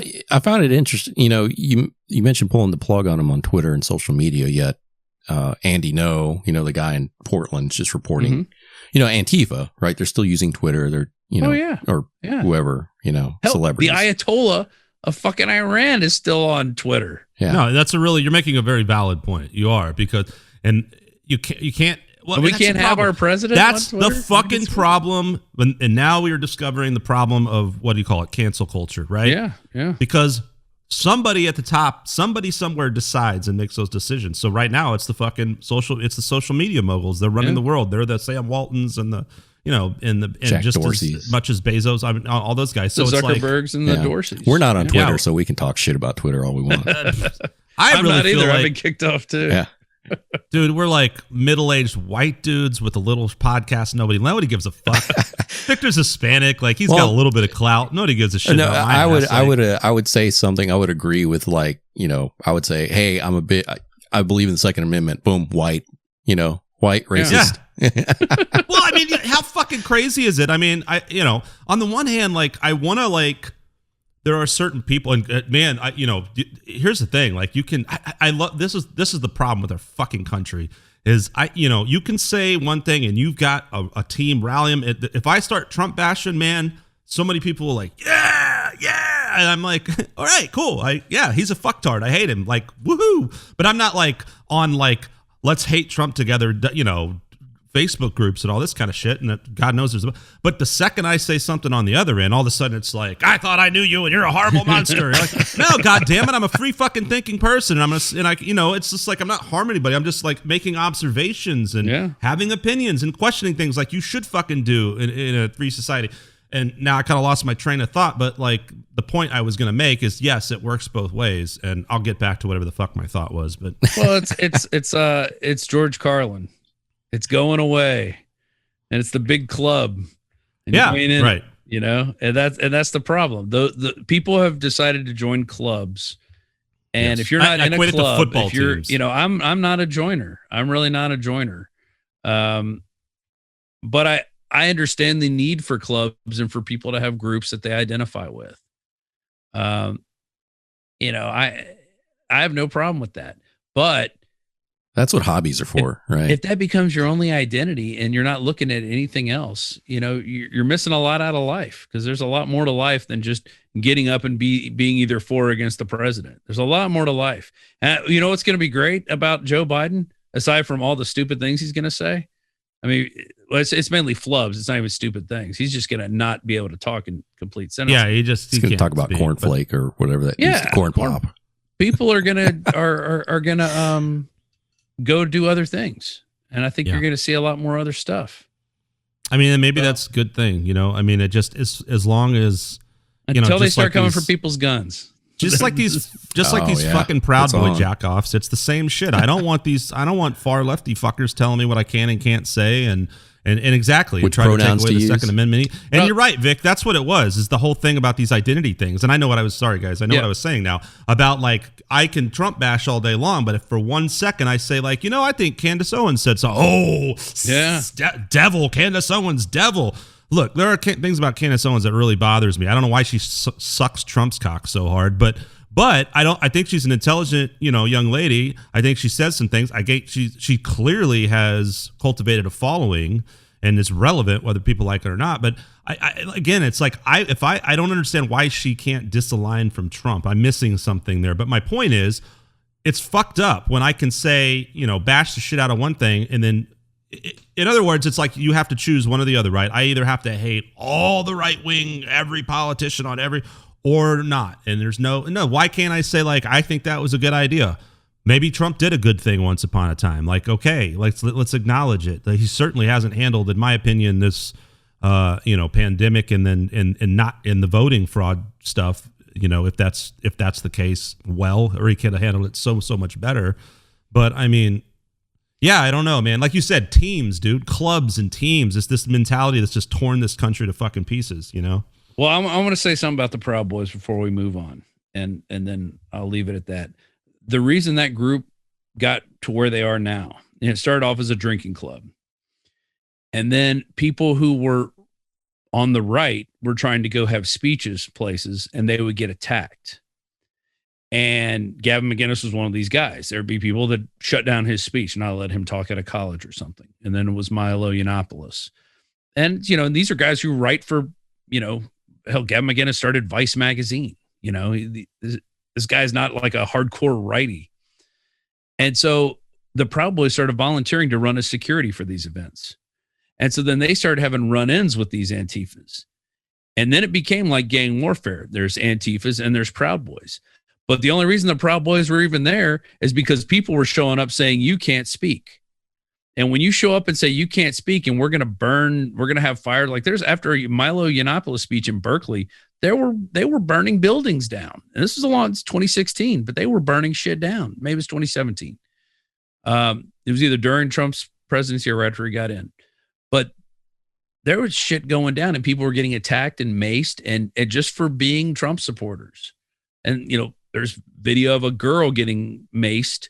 You can see it clear as day. And she's just standing there with a hat, and it's a Bitcoin hat. It says, "Make Bitcoin Great Again." And she got maced in the face because they thought it was a MAGA hat. Dude, it's like this, man. You know what I'm saying? Yeah, exactly. Like, it's a joke. Get maced. No, exactly. And that's fucked up. And that'll change someone forever, And I think it will. But that's why the Proud Boys came into being. They didn't go around saying, we're going to start beating up Antifa until Antifa started saying, we're not going to let you speak. The problem is a noble cause to stand up for free speech. I agree. So I support the Proud Boys in that respect. I think some of their tactics may be a bit overblown, but I think their reaction, not a pro action, they're a reaction. Look, I think it works the same way with Antifa. I think there are good people that are not out beating up other people, burning buildings, destroying property, and wreaking havoc on neighborhoods that just align with things. They're not. It's the bad seeds that become that take a good idea, right? And they just keep pulling it this way and this way and this way until it becomes associated in something bad, something extreme. And then then there is no moderator. At least there's no conception of moderator. It's like bro country. And that's what happens with these things. That's what it is. Huh? It's like bro country. You take something that used to be good, and then you twist it all around and you get bro country at the end. I have a song I haven't written called "I'm Not Your Bro Country." Oh man, I'm glad. Dude, didn't you record something recently with Rob? Oh yeah, I did. Oh yeah, Jeffrey Epstein didn't kill himself. Yeah. Like a week after he died. People can look this up. Oh man, send me the song, please. We'll play it on the show if you're. I'll see if I can find it. There was a couple versions, but basically it was like the week after he died. I'm like, we gotta write a song. So I started thinking about this, and I'm like, Jeffrey Epstein didn't kill himself. So it was like a punk and a blues format. And then I called one of my guys who's a guitar player who works at Infowars. His name's John Bound. I said, "Hey, can you play guitar?" And they said, "Oh, fuck yeah, I'm ready." And Bound's family's from a bunch of musicians. And then one of the writers, who's a drummer, I called him up, said, "Hey, you want to play on this?" Yeah, we could practice at my house. And then the other guy who I was going to get him, he was going to play guitar, the second guitar. And then we get there, and I'm trying to sing and play bass at the same time. And it's just like, nah. I said, "You're going to play my bass." Boom. And I hand that to the other guitar player. I said, "I'm going to sing." So it's fucking power trio. And y'all just tracked it live or what? We practiced it on Saturday night and recorded it on Sunday night. And I think it was like 4, maybe 5 takes. We end up using 1 take, and I did like maybe 2 runs on the vocals, and then we did a whole thing where everybody sang in the room. We did a chorus room, and the video I think came out pretty good. And then Jones liked it so much, like he didn't even know we did this. And for coming in on the bumper music, boom, we started playing. He's like, "What the hell is this?" I said, "This is a song we just did last night." He's like, "What? Keep playing it. Keep playing it." He's listening to it. He's like, "This is good." geez, dude, this is good. He's like, all right, we got to have a contest. Whoever comes up with the best video or their version of the song, we gave away $5,000. Ended up giving it up. I'll send you the one to the guy who won. I think he was out in North Carolina, total redneck guy, but like did this whole video and rewrote the song. It was a pretty good guitar player. And, but a lot of people entered that contest, and that was fun. We did it real quickly. Like in, I think 2 weeks we were done, but people were doing their own videos. And it got to be pretty big. I'm sure most of those accounts have probably been removed off YouTube. Yeah. But so I did that. And then the other thing I did, I started during the pandemic. I'm going to grab one of them real quick. Man down.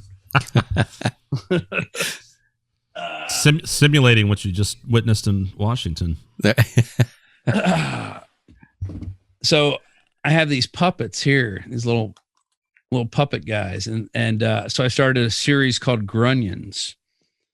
And yeah, you sent me the theme song for that, I think. Yes, so I wrote the theme song. But what was neat is it was acoustic bass, my electric bass, playing it acoustically into my cell phone, just recording the cell phone, putting it on my knee and playing it. And I played the bass part like that, and then I just grabbed some Apple Loops drum stuff and made that little thing. But then that was something like during the pandemic I would do it like every Friday. And so they all have different voices. This is actually a guy I haven't even introduced yet. This is Dr. Phony Slouchy, who's gonna have glasses here. That's pretty good. Put him up, and I'll just do his voice a little bit. Okay, everyone, you got to wear your mask. Be sure you have your mask on, because masks are very important. They show that you're a slave and you don't talk unless you're spoken to. And I got to reapply his glasses. But that's Dr. Phony Slouchy. So he'll be in season 2 of Grunions. The first season was a little bit about racism because all the race riots were going on in the summer. So it was like, well, I don't agree with you, and I actually am pro-mask. So what I'm going to try to do is get you canceled now. Yeah, you could do that. You could try. Because that's the American way. If I disagree with you, you should be canceled, period. If you're wearing a mask, you should be fine. Anyway, let me lay this on I like it. Slouchy in 2005 wrote a paper about the Spanish flu pandemic, and he said more people died of bacterial pneumonia due to masks. And he said they also had the flu, but it was the bacterial pneumonia that did them in. I think that's one of his quotes in the paper. Well, I wonder if that's isn't that it right now, right? I mean, pneumonia is a byproduct of getting this virus often, right? And so, I mean, could have another thing you can see in some places where once they start the mask mandates, the cases go up. And I'll tell you, this is why it is. Remember in the beginning, they told you not to touch your face? They said, stop touching your face. Don't touch your face. Wash your hands. Now everybody's doing this with their fucking mask. Okay. I'll give you that. I will give you that. Yeah. How many times you see people doing that? They fucking walk around touching this. Okay. That's how you're getting the virus now. You're getting it because you're putting it on the mask. Yes, I agree. The mask stops spit particles from coming out of your mouth. Mm. But touching your fucking face all the time after going into a grocery store and bagging your groceries and handing money to the cashier, getting the receipt, and she's handling your stuff and then giving it to you. And then you're touching your mask on your way out the door, and then you put it on your car seat where people have been putting their butts, and then you grab it back and you put it on your face and you fucking adjust it. That's how people are getting sick. If Donald Trump had just said what you just said, he might have actually made a good point. He won't say it though. Yeah, I mean, and there's a few things he said about that. Like they talked about the disinfectant. There's some countries they're using this chlorine dioxide and a very diluted amount and injecting it into people. And they're doing that, and they're like, this shit works and it's cheap. But you'll never hear about that. You just won't. So I don't, and then there's also a thing where they put lights down. He talked about putting the light inside people. There's a tube, like the ventilator tube they put down your throat, but instead they just put this thing down there that goes right into here and it shoots out ultraviolet light. And there's a company that did it, and that company had their video removed off YouTube. And they were just showing what it does. And it was an animation showing the tube going down and going bing. And they go, this clears out viruses and bacteria in your lungs. And they're like, no, you can't show that because YouTube doesn't agree with it because the president just said a UV light on the air. It was right after he said it because he said that and I'm like, that's weird. And then I look it up and there's a company that does this technology. And it's like, well, why are we suppressing this technology? That we should be celebrating this technology going, hey, we're fucking Americans. We figured out how to put UV lights down people to kill viruses. That's fucking cool. I don't know if it works or not. We'll never know because you can't test it because this shit gets banned. Well, back to cancer. I mean, the same could be said for people who have apparently discovered, methods and treatments for that and that are no longer around or whatever, right? Because that's contrary to the multi-billion-dollar business that is cancer treatment. Linus Pauling just was doing a lot of stuff with high doses of vitamin C, intravenously curing people of shit.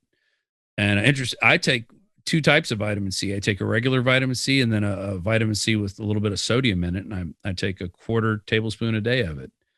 And I'll tell you this, if nothing else, it makes my shit smooth. I'm in and out. There's no fucking around anymore. And that's a big, as you get older, it's a big part of your life is having a nice shit. It's something that it makes your day a lot easier if you could just get in and out and you're done. You could search a couple comments, make a stupid a reply. I was gonna say that's usually when I do my Instagram stuff, and Facebook stuff.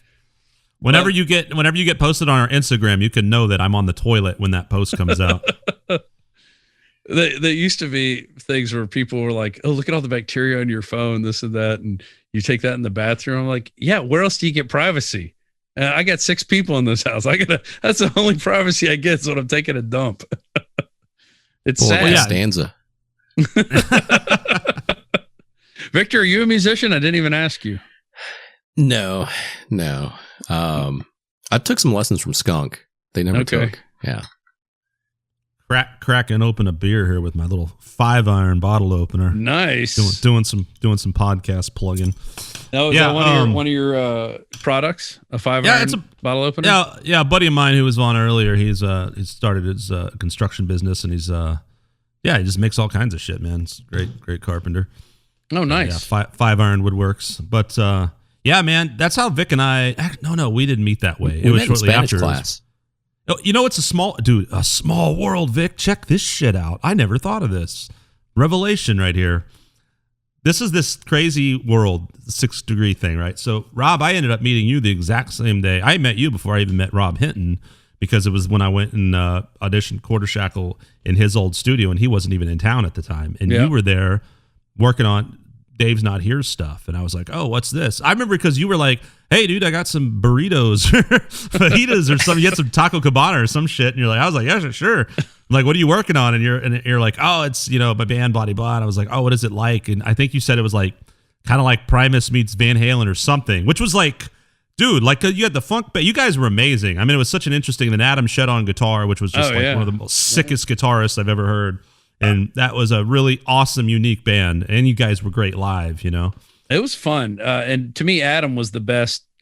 To this day is the best guitar player I've ever played with or seen live. Yeah, I think even better than Joe Satriani. I think had he continued to play, I think he would have surpassed. It's kind of, I don't know what happened to him. It's kind of a shame. I mean, I know he, I guess, had, struggled with alcohol and stuff like that and had some issues and maybe got involved with the church. I used to see him putting out Facebook videos of him doing stuff. And then I don't even think he's on social media anymore. Maybe, I don't know. I haven't seen the name I heard in he was years. playing country bass in a country band, which I think is just a total waste of talent for that man. Yeah. Well, I know, you got to make a living. I know he was playing with Troy and different projects over the years. But just a absolute, musical genius. But anyway, where I was going with this was that. So I met you. You fucking are the guy that told me about a music school opening that was Strum Music. Oh, yeah. Because I knew the owner of that, Strum Music. Steve Glazer. Yeah, Steve Glazer, who eventually, I think, moved out to L.A. or something. I think he's in North Carolina now. And I think last I caught wind was that he went out there and opened a gym, which kind of makes sense. He was a buff fellow. About Steve Glazer, he's a guy who said, I'm going to do this, and he did it, and he was very successful at it, and then, kept doing it. Yeah, good work ethic. After working with him, he was a micromanager and drove everybody crazy. He was pretty pretty hard to kind of. He had some serious micromanaging problems, and we've talked a lot of shit over him about him over the years. we talked some shit on him on the first few podcasts. I mean, having said that, I did get my first official job teaching at a school and kind of cut my teeth there, and I actually ended up bringing in almost everybody that ended up working at that school at one time or another. Okay. And so, I mean, it was a good experience for me. And but yeah, I think Vic and I had met not too long before that. Then Vic actually, he knows Steve too. I mean, shit, we used to hang out, man. We'd go over to Steve's for like fucking UFCs and shit like that. Yeah, UFC fights. And Steve would be like, "Hey, did you bring money for the pizza?" Steve kind of reminds me. He's like a frat boy rocker. Like I would imagine him playing cover tunes for a frat.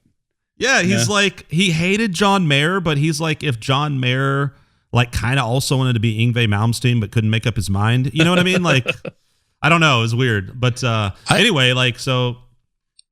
I was gonna say, I remember, I guess they were promotional pics that he had of himself with long hair.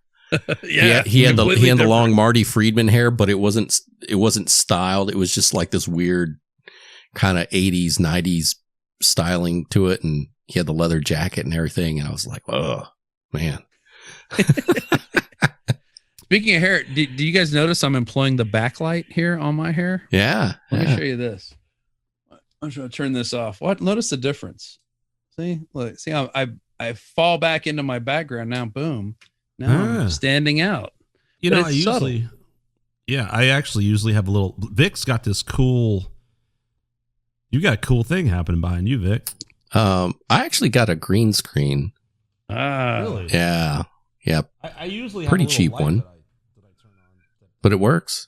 Probably doesn't too much, but green screen technology's come a long way. When I first started, luminescent. Everything looked like shit. You could find a video I did for Tokyo Electron where I dressed up the global marketing director, Kenny Sunahara, in a Superman outfit.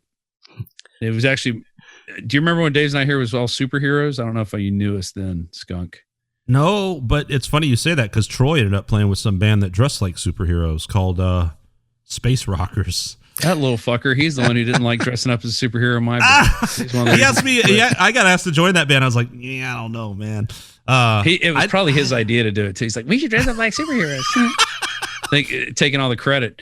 So one of our guys was incredible DJ Boom, but he had this cool outfit and he was about Kenny's size. And so we turned Kenny into Super Son. And he was the hero who helped troubled economies. This is during like the 2004 recession. And he fought a robot called the Recessionator. But our green screen was a green piece of plastic. And God, it looked shitty. And then about that time, I ended up moving to me and my buddy who was in the first part of Days Not Here, the first iteration of it. We built a blue screen studio and shot the second part of it there. And it was a noticeable difference because we had a wall painted blue instead of like a fucking tarp that, reflected light and looked like shit. But even then it was hard to get a good green screen. And then like 10 years later, it's like, oh, now suddenly everybody's doing the green screen. It looks great. Why does it look great? Well, the technology gets better. Right. I mean, it's just like with phones. I mean, shoot a fucking movie on your phone now, man. Yeah. And you were talking about what's it called? TikTok. I mean, that's the thing. Like now you had to work for that shit back. The innovative stuff that happened in the 60s and 70s with the original 4-track recording with the Beatles, George Martin and Pink Floyd, all these guys did. And then you get in through this and that. Then you get in the Pro Tools and the digital world. And now with video and films and stuff too, it's like everything's so easy. Like everyone's an influence or what do they call it? A content creator. Yeah. Everyone can get on their fucking phone and make a TikTok video, and so we're all master, video editors and audio engineers now. I think that sells you so short when you call yourself, "Oh, I make content." It's like, no, man. I saw that the other day. You're producing art. Don't call yourself a content creator. Well, no, I saw that the other day from like some girls. I love throwing like girls on Instagram. I guess I'm chauvinistic. I should join the Proud Boys, I guess. I hate women. I'm right, I hate women. You kind of look like a Proud Boy, actually. Right. I mean, it's my little Proud Boy hat. And you like to drink beer. Yeah. Women. Yeah. But like, yeah. So, but it was like, one of those things where like somebody follows you and you're like, oh, they want me to follow them back, and then they'll unfollow that whole thing, right? You're looking, they've got like 20 friends or like 50,000 follow, and you're like, yeah, whatever. And so like, but anyway, I looked and it was like, I mean, she's a woman, so I looked and it was like content creator. It's just all of her. It's just a bunch of photos of this chick going like, you know, whatever. And you're like, this is content. I guess. Link to She wanted to see OnlyFans. my duck lips. Here's my duck lips. My content. Follow I'm me an on influencer. OnlyFans. I tell you what, at the Capitol thing, a lot of people, like the line was, the stairs were going up to the, and this was stairs underneath the scaffolding. This was like, oh God, I hope the scaffolding doesn't collapse while I'm underneath it. And then it got bottlenecked into one little spot. And the reason it bottlenecked was because motherfuckers were getting up to the top and taking selfies and not moving. It's like, get moving. People were yelling, get moving. People were fucking taking selfies. Look at this one. And then they were looking at it and then trying to like send it on Twitter, which you couldn't do because there's too many fucking people in the area. Well, yeah, I mean, that's the thing. Move. We're stuck back here. There's tear gas in this little container. We're dying. Move. People aren't thinking about consequences. You know, they're not thinking about what they're actually doing. And I really think that, you know, maybe there was a few Antifa plants. You definitely had some riled up psycho fucking Trump, you know, radical rightist. This whole big thing. But like I mean, a lot of those people, and this is with anything. This is with I'll rag on the same people, a lot of the BLM protests and whatever. I think people, they're in a moment, it's exciting and they want to take selfies and they want to be like, look where I am and look what I'm a part of and look at me and this is so amazing. And it's like, do you not realize like what you're actually contributing to something that's, you know, you're part of something that's catastrophically going wrong right now. You know, you shouldn't even be here. Like, you're destroying a lot of hard work that people have put in. Because I think what was going to happen that day was, you know, some senators and some congressmen were going to call for this 10-day thing. I don't know if it would happen or not. Probably not, because they didn't have majorities in either the House or Senate at the time. Because after that election, I think those other two guys got in. I don't know if they got voted in yet. But anyway, it was a slim majority in the Senate and no majority in the House. So I don't think and I don't think the Democrats had any intention of like looking at this election again. They're like, look, we got the votes. We're not going to examine anything. And also, I think a lot of Republicans are fine with not having Trump in even before that happened. They're like, look, we don't want to look at voting machines. We might need to use that shit someday. You know, it amazed me how many guys that just hated Trump with, I mean, that's one thing that's, I mean, now I get that this always happens in every election with both sides and they go at each other's throats and then they come out the next day and give, you know, support the other candidate and everything against the other party. I understand it. With Trump, you've got this whole other outsider thing and you've got this really, like, that was some of the nastiest campaigning of all time, the debates and, you know, with Trump, whether it was at the, you know, at the level of debating the opposite party or just in their own primaries and like, but then these same guys that just hated him with, you know, just back and they're supporting him like, you know, little lapdogs. It's embarrassing. Like I see guys like Rubio and Ted Cruz. It's just fucking embarrassing, man. You know, I'll tell you what, if we didn't have Trump, we would have had Jeb Bush versus Hillary Clinton. That's what we would have had in 2016. So you think Hillary would have won that? She might have won that because I don't think anybody wanted to see another Bush. And with like Clinton, it was like, I think people would have not voted as much or wouldn't have been as much in enthusiasm. But I think that's what we would have had Biden Trump would have not jumped never. in. Yeah, Biden would have never got elected if this was some other situation. Like, you know what I mean? I personally don't think he really got elected. I've seen that too argument much weird as well. shit. And you got to read the report that Peter Navarro put out. And it's just like it's a 15-page report. And it's just, these are the irregularities that you see in these 6 states. And they're all kind of the same. All the voting stops at a certain time. And then all of a sudden, all these new votes appear, but they're all for Joe Biden. It's weird. And, you know, and it's like, we're not going to stop counting votes till Joe Biden takes the lead. And then, there's no more votes. And then they're finding votes. There's votes with people's names on them in big pallets. And they're, you know, and then there's reports of votes being there's one guy who said he was driving votes from New York to Pennsylvania that were ballots. And why are you driving ballots from New York to Pennsylvania? First of all, there's not that many New Yorkers voting into Pennsylvania elections. You're driving an entire 18-wheeler full, and then at your stop, your 18-wheeler trailer gets stolen and nobody can find it. And you're saying, well, nothing wrong with that. I mean, let's at least find this guy's 18-wheeler and see what was in it or where'd it go. We don't know. It's just like, it's one of those stories that we'll never get the answer to. Probably hear about aliens before the election votes. What's up? We'll probably hear about aliens first before any of the election votes. Oh, I totally agree. I mean, supposedly that was in the aliens want nothing to do with us at this point. Aliens have been watching. They're like, fuck this shit, man. I was showing my son, my 10-year-old's getting into 80s movies now. So we'll watch stuff. And now we're kind of moving out. I was showing him Prometheus last night. Yeah. And he kind of gets it, but he kind of doesn't. He's more like Weekend at Bernie's was funny. He's more to that stuff. He likes that. But just the whole alien thing, it's just, and then I guess it came out that some guy says, well, this thing that they're seeing out in space that's coming towards us is probably just alien junk. It's probably not even like a spaceship. It's probably just their detritus that they jettisoned off, and it's going to slam into the earth. And it's just that'll be perfect for 2021. Like whole bunch of, it's their toilet, just a big alien toilet hits our planet, an alien porta potty, and space maggots come out, and it's like, whoa, these space maggots are 10 feet tall. Have you watched the or what was the movie with Rowdy Piper? They Live, right? Oh yeah, was that it? Yeah, it was an 80s. John Carpenter. It's a classic 80s movie. I haven't shown him that one yet, but that is a good one. That in fact, before I was awake, I remember watching that movie on HBO like over and over again, being like, wow. Like I feel like just kids can enjoy that too. Yeah.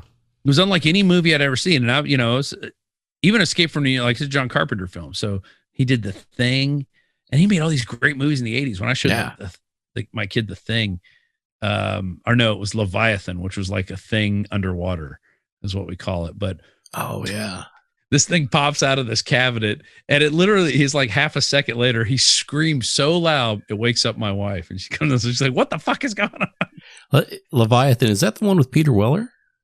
Yes. Okay. Yeah. I don't think I ever saw that, but I remember that. That's right. Yeah. They get to the top, but then the black guy gets killed and he saves everybody. And I'm like, yeah, I go, sequencing in the 80s, everybody was racist. They killed the black guy all the time. There was only a handful of black guys that got to live in movies in the 80s. Like you had to be Eddie Murphy. Yeah, exactly. It had to be in your. If you're Eddie Murphy, you get to live. Every other black guy dies in a movie. Period. Carl Weathers, you're gonna die. Yeah. Carl Weathers was big, but it was like you're still not Eddie Murphy, so we're gonna have to. Although there at the end at the end of the thing, Keith David, there was that standoff. Well, everybody dies in the thing. He got killed and They Live. Yeah. Yeah, dude, Keith David was in all those great. He was in The Thing. He was in They Live. Yeah. He was in Platoon. I was kind of hoping. He was in Platoon. Yeah. Was he? Yeah. Oh shit. Kingpin. Yeah. Well, I saw him on that last season of Community, and I was kind of hoping they would bring like a little, a lot of those references back, like from The Thing, They Live. They could have had a ton of fun with that. They totally could, because those are great movies that everybody's seen, but they're not like they weren't like big blockbusters. But everybody who had HBO. That's I tell you what, if that's one thing Alex Jones is really good at is because we do a lot of promos. One of them is with They Live, where we took, all the little bits and pieces of stuff, like when they would look at things, and put on the glasses, you see something else. So it's see a sign. It was like Fox News or Rachel Maddow, and they're smiling and put it on like you're all gonna die. That's awesome. Like that. That's awesome. And we've done all these promos with these movies and Star Wars and anything like that we can kind of reference. And what I find out there is there's a contingent of middle-aged people like myself that are huge Alex Jones fans, and then a lot of young kids who are like into meme culture. Like he's kind of come this meme kind of thing that is, once memes started happening and being so easily shareable, he became ubiquitous. And even so much like I don't like them putting chemicals in the water that turn the freaking frogs gay. Some guy took that and made a 30-minute dissertation on how that sentence is technically correct, and going back to the scientist who was in Berkeley who got persecuted for studying atrazine in the water, because that was the chemical, was atrazine, and it was runoff from it was a fertilizer. And so he started studying frogs, and he started finding, their sex organs were changing. They were turning from male to female. And then he had two males in a tub that were males biologically, but they were fucking. They were trying to mate.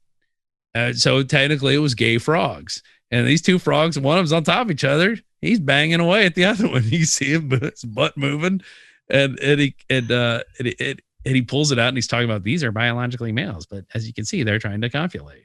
But Alex Jones' way of just saying gay frogs is way more effective. Just you talking about that makes me think like it's it's interesting. Like, what is it how is Alex Jones as big as he is, right? Because it's so over. I mean, is that what it is? The appeal that it's so over the top? Is it for some people it's just entertainment, but then you have some people that are just living and dying like by his word. Like it's a good percentage of people like it for entertainment value, and a lot of people look at it for information. He's been doing it for 20 something years.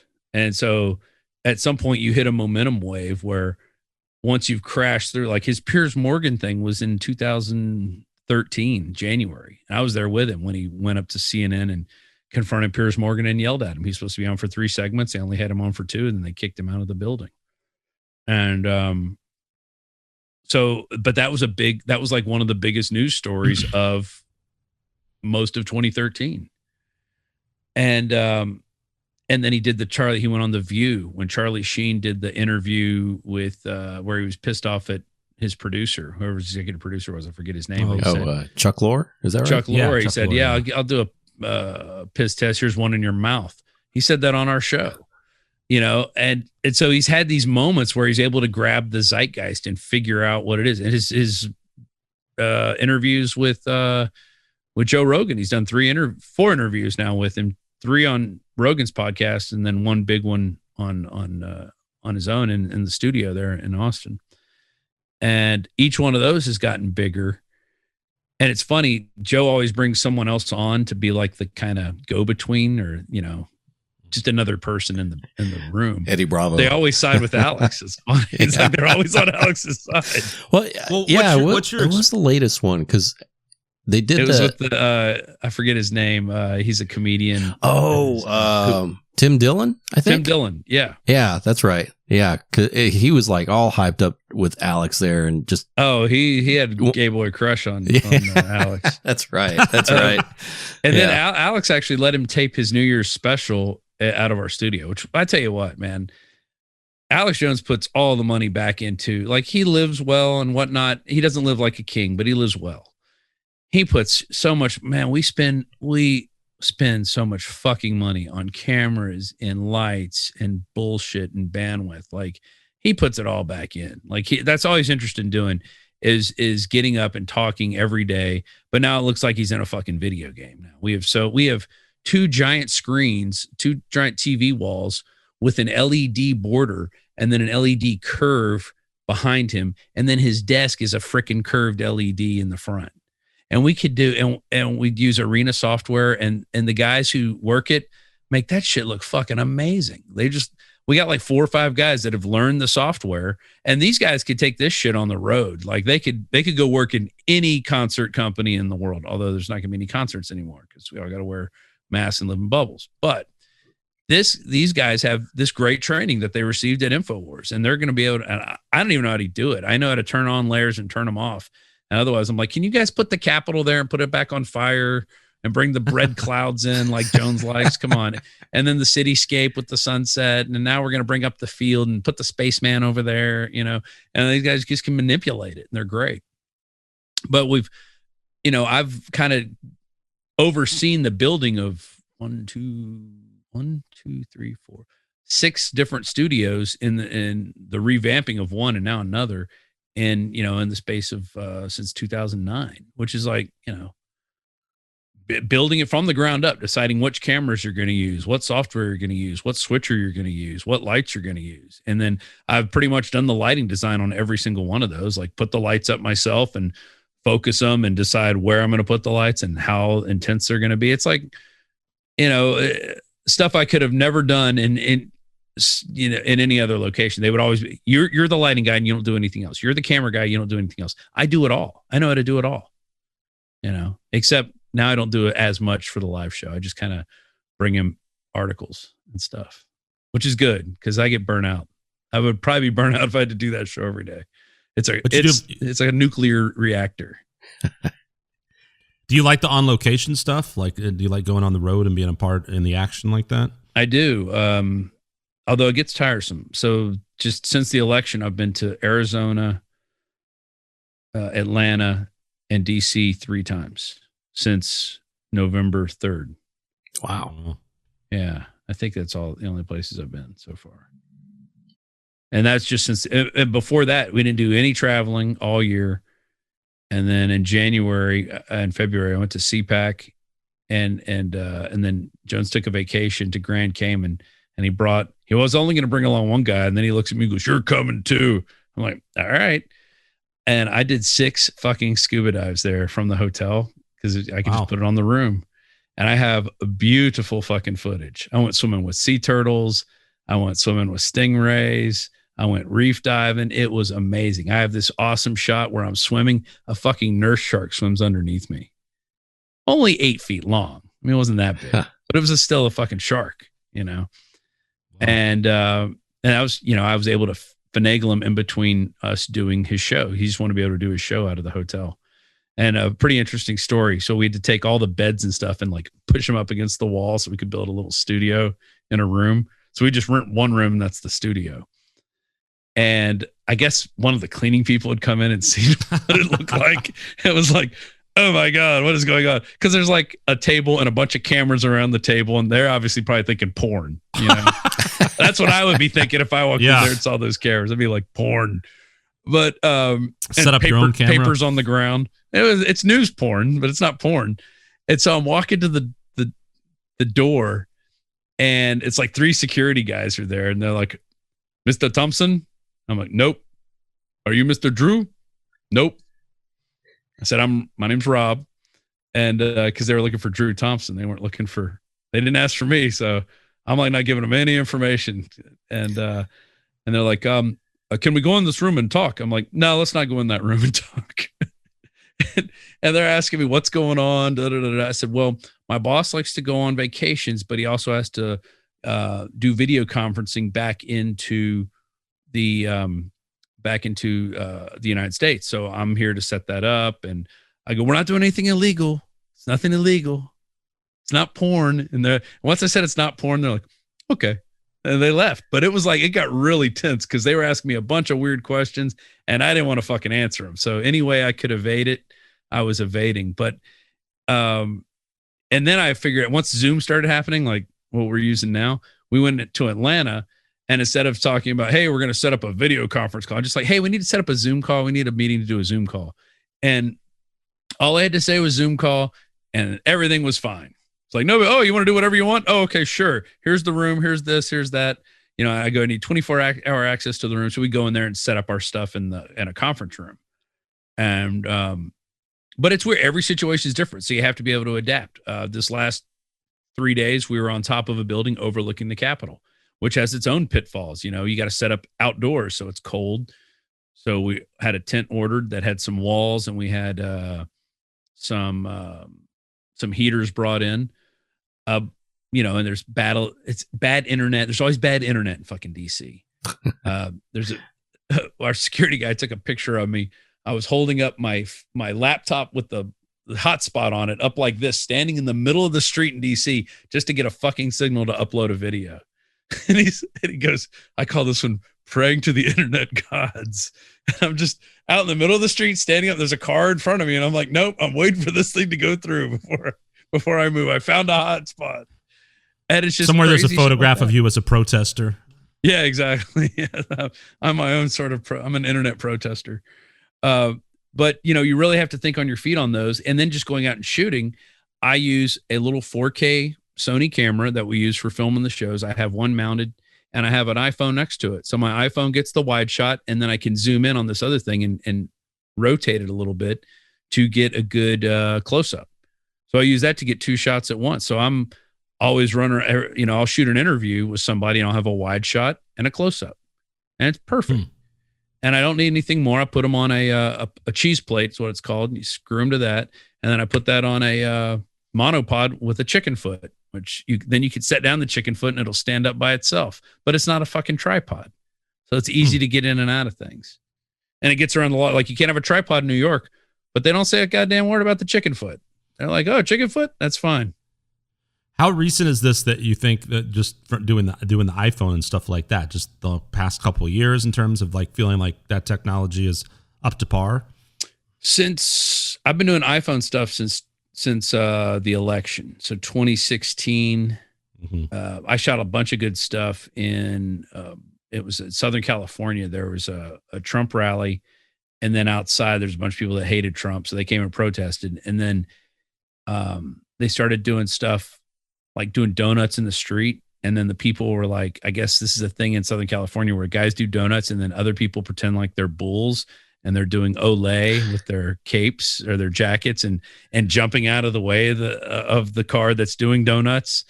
And the car's not just doing them in a circle. It's doing these weird ellipses that you really can't tell where it's going to be. And they're just dodging them and doing all this shit. And I'm getting video of it going, holy fuck. And my buddy comes and grabs me and starts pulling me back because I'm getting too close. And then the riot cops come in on horses and start pushing people back and shooting, flashbangs and tear gas in. And then we get to the exit of the park, and there's this guy with blood streaming down his face. And he had a Trump shirt on, and all he did was get out of his car and said, "Hey, can I get out of here?" And so the guy punched him, and he and that shit. And so they were cutting those little clips up and putting them on Twitter that night. And the next day, the news had grabbed our stuff and thrown it all over the place. And Jones was he didn't want me to go on that trip. And he's like, "You're just going to go fuck around, blah, blah, blah." I'm like, "No, dude, this is a big rally. And then we're going to go to San Francisco. There's another rally." And we went and we got this amazing footage of, this freaking riot that was on the news the next day. And it had our little bug on up there, Infowars. And that's all he cared about, that was out in the news and people were seeing it. So I've been doing that on the iPhones for a while, probably starting with the 6S. We were like, oh, look at this camera. It's so good. And now I'm up to the 11. I haven't gotten the new 12 yet, but the 11 is amazing with how stable the picture is. Like I can be walking around. It doesn't look like I'm walking around. It glides, and the little camera little 4K camera has stabilization on it. So it glides along with me. So everything looks smooth. I can zoom in. It has night shot, which looks great when riot cops are walking around. It looks fucking fantastic. But 2009, I'm walking around with a big camera like this. It looks like shit. If you want to give it low light, you have to put it on like 8 frames a second. So everything looks crazy looking.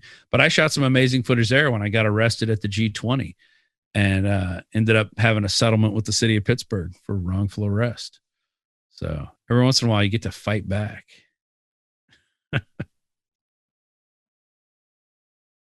Vic, what do you got? When's the last time you were arrested? Oh, not a while. I got it expunged off my record though, because it does not show up anymore. Well, what was the charge? Failure to heed a police order, I believe. I think that was it. Because they started calling it this is an unlawful assembly. Please disperse. And it was more riot cops I've never seen in my life. And I was back in Pittsburgh where I went to high school. So I met with 2 of my old high school friends, had dinner with them. And then I got a call from my buddy. He was like, "Oh my God, it's going down here. You got to get up here." So I had my camera with me and my buddy had picked me up.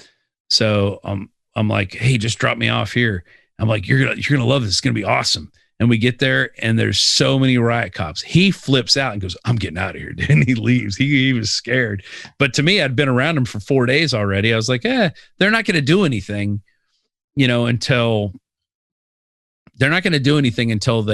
until the very end. And I thought I always had a way out, but they ended up getting us in a spot and there was no way out. So I was in a small group of probably 40 people and they had sprayed some with tear gas. It was funny when the people got down on the ground and put their hands behind their backs like they asked them to, they started spraying them in the face with tear gas, which I thought was awful. But I went up to them. Go ahead. Oh, I was just going to say, so you've seen that kind of shit where it's like, okay, we're complying, and then they're still spraying you and kicking you and doing all this shit. Yeah. It's all part of the submission. Like you don't want to attack, but you don't want to like submit. And there's a way to do that. And I didn't. I kept my camera rolling. I walked up to who I thought was the head and said, "Sir, I'm press. I'd like to leave the area now." And he goes, "You're going to leave your press? You're going to leave the area?" I said, "Yep, I'm going to leave." And then someone walks out of the crowd, and I think it was a female, but I couldn't see. She had a big face shield on. And she goes, "He's not press." And I go, "No, I'm press." And all this is recorded. I have it all on record. And the guy goes, "Sir, put your hands behind your back." I go, "But I'm press." He goes, "Put your camera down." And so I put the camera down when I'm still rolling. And that's the thing that saved me, was having the camera rolling, showing him my press ID. He's reading it. And then they still arrest me. And so I was detained for about 10 hours. And I was And I kind of looked like a protester. I had a Dave's Not Here shirt on, a brown one with brown camo shorts and a brown bandana. And I probably looked like some Latino, That's because you were wearing brown. It was all brown. Your colors weren't light enough. And I had the long curly hair. I mean, I probably looked like a protester, but I was carrying a nice big camera, had a nice big camera bag. And now I walk around with a little bitty camera and an iPhone. And I probably have, more clout, than before. But so I had to go, ended up suing the city of Pittsburgh, had to go through, what do they call it, moderation or arbitration or something like that. Yeah. And then we settled. And I'm not allowed to say anything more after that. Lest the settlement gods come down and destroy me. Yeah, I was wondering when we talked about you coming on the podcast, I was like, is Rob going to be able to talk about anything? I can Tell talk us about Alex Jones. Everything. I can't say anything. I've been deposed 3 times, and I don't ever want to go through that again. I won't talk too much about that because those cases are ongoing. But it doesn't have to do with anything I necessarily did. So, but I did have to get deposed, and being deposed sucks. That's probably the worst thing ever because you have to answer these questions, and the guys that are talking to you, hypothetically, are talking like a bunch of fucking asshole dicks to you. And you can't say, fuck you, motherfucker. Let's go outside and settle this. You can't do that. So just very condescending, and you just have to very condescending stand there and take it. Yeah. There's some ways you can retaliate, but no matter what you do, you always look like the asshole because you're the only one on camera. Mm-hmm. So it doesn't matter what you do. So you have to, and all this is going to a judge. So you don't want to, you don't want to say anything too smart mouthy to these guys. But, a lot of what they're saying is wrong and based on, their view of the world, which is different from my view of the world. Yeah. Whoever's got the most power got the view that wins. Oh, yeah. I think this is going to be a lot different than the Obama administration because of how caustic this election was. And like Obama came in, everybody's like, oh, yeah, black president. It's different. And I think he got a chance, whereas, Trump didn't get a honeymoon. The day he was inaugurated, they said the case for impeachment begins. It's like, what the fuck did he do? And like, oh, he colluded with the Russians. Well, I don't even want to get into that, but I agree. I mean, like from the get go, like people crying on SNL, and I just remember that vividly. As soon as that chick got on her knees and just started yelling during the inauguration. And then there were there was like just marches in the streets immediately. Oh yeah, and I was just like, SNL for the love of God, let him invade a country first before protest. He did a good job, I think, in recent times of going, well, I guess it was just, I don't know, justified, but you know what I mean? I don't know. Well, I don't want to. He did create some peace deals. And I think, people were like, why is he going to Saudi Arabia first? I think that was the first step in, hey, listen, you guys got to figure out how to get along. And you're here with a lot of power, Saudi Arabia. So you got to work with the Jews and figure out how you're going to make this shit work because we're not going to have any more wars. And you got almost felt like things were, some good things happened, and then a lot of bad things happened. And I know that, there was those out to get him from the get-go, and I just restate, I think that it was just did not do a good job handling it himself. But I don't know, man. You're right. I mean, there's such a divide now. It's like nobody, or it just feels like so 50-50 in terms of like people are not even going to give anybody a chance that wears the other team's color. And they're just, and from day one, that ain't changing anytime soon. I like what Ventura said. Ventura said the president needs a 6-year term. He goes in for a year, gets the lay of the land, comes up with a 5-year plan, and then he does a 5-year plan. And then the next guy comes in, he gets 6 years. And there's none of this reelection bullshit because that wastes 2 years of your time anyway. Or that's at least a good point, actually. Time. 1 6-year term. You give these senators 2 6-year terms. And the reps, they get 3 2-year terms. And then you get plenty of people in, you get fresh ideas, and you don't get these old curmudgeons who are God. How old's Mitch McConnell? How old is Maxine Waters? How old's Nancy Pelosi? I mean, these people are fossils. Yep. And they don't even know what, like Nancy Pelosi's so tone deaf. She's opening up her $30,000 refrigerator to show thousands of dollars of ice cream that she has for the pandemic. And it's like, you have no idea how people live, lady. You have no fucking clue. Skunk, you're going to go work for Pelosi when you go out there. Hey, I heard a little, right? So Pelosi lives in San Francisco, right? Yeah. I heard that recently someone left a pig head on her doorstep or some shit. I wonder if that was even staged, because, you're like, she doesn't have security. Nobody's out there looking. Who knows? Nobody gets arrested for doing that. I think that's the thing with all this, dude. It's so hard to even know. Like, is this something that's coming from one end to make it look like the other end, or is it actually that end? I feel like it has become so hard to trust anybody. Yeah. That it's like, I almost think the wisest thing to do is kind of just, you just don't, and what we all are so guilty of is making immediate assumptions, right? And you just really have to kind of stand back and just go, well, this happened, but I don't know the facts. And a lot of it, I don't think we'll ever know the true stories to a lot of this stuff. And it sucks, because it leaves a lot of room for good storytelling and good conjecture and good analysis and people talking about it. But future Oliver Stone movies. Yeah. It's like, will cancer ever be cured? Because one guy says you could take, pot and distill it down and make an oil out of it and shove it up, your butt, or eat it, and it cures your cancer. And he supposedly cured people's cancer with it. But then other people tried it and they didn't get their cancer cured and they died, So yeah, like now someone's going to go shove pot up their butt and they'll be the first person to ever die from marijuana. Contrary to what reefer you won't madness die from teaches that, us. but you just won't go into you won't get as high in your body doing it that way. Oh, I heard that was like the best way to get high. Apparently, now speaking of things that you hear things. Do you know where I'm going with this? It has to do with butts, like little Fleetwood Mac there. Yeah, you hear things, and I'm going to say it was probably from a pretty credible source, but you hear things and then you just repeat them. Like, apparently Stevie Nicks just liked cocaine blown up her butt. Cocaine enema. Did that really happen? I mean, probably rock stars do whatever, I think her nose was in such bad shape. She had to. Yeah. Well, talk about people with a lot of money. I mean, you imagine Fleetwood Mac in 1970s money? They were fucking killing it. Yeah, cocaine up your butt money, man. I mean, that's so you're fucking rich and you're literally just blowing cocaine up each other's assholes. And she's still doing good. You want to know who looked good right before they died? Still, Marianne from Gilligan's Island. They showed a picture of her and said she's 82 today. I'm like, holy shit. She looks great for 82. She looked like she was like 65 or something. I'm like, damn, she still looks good.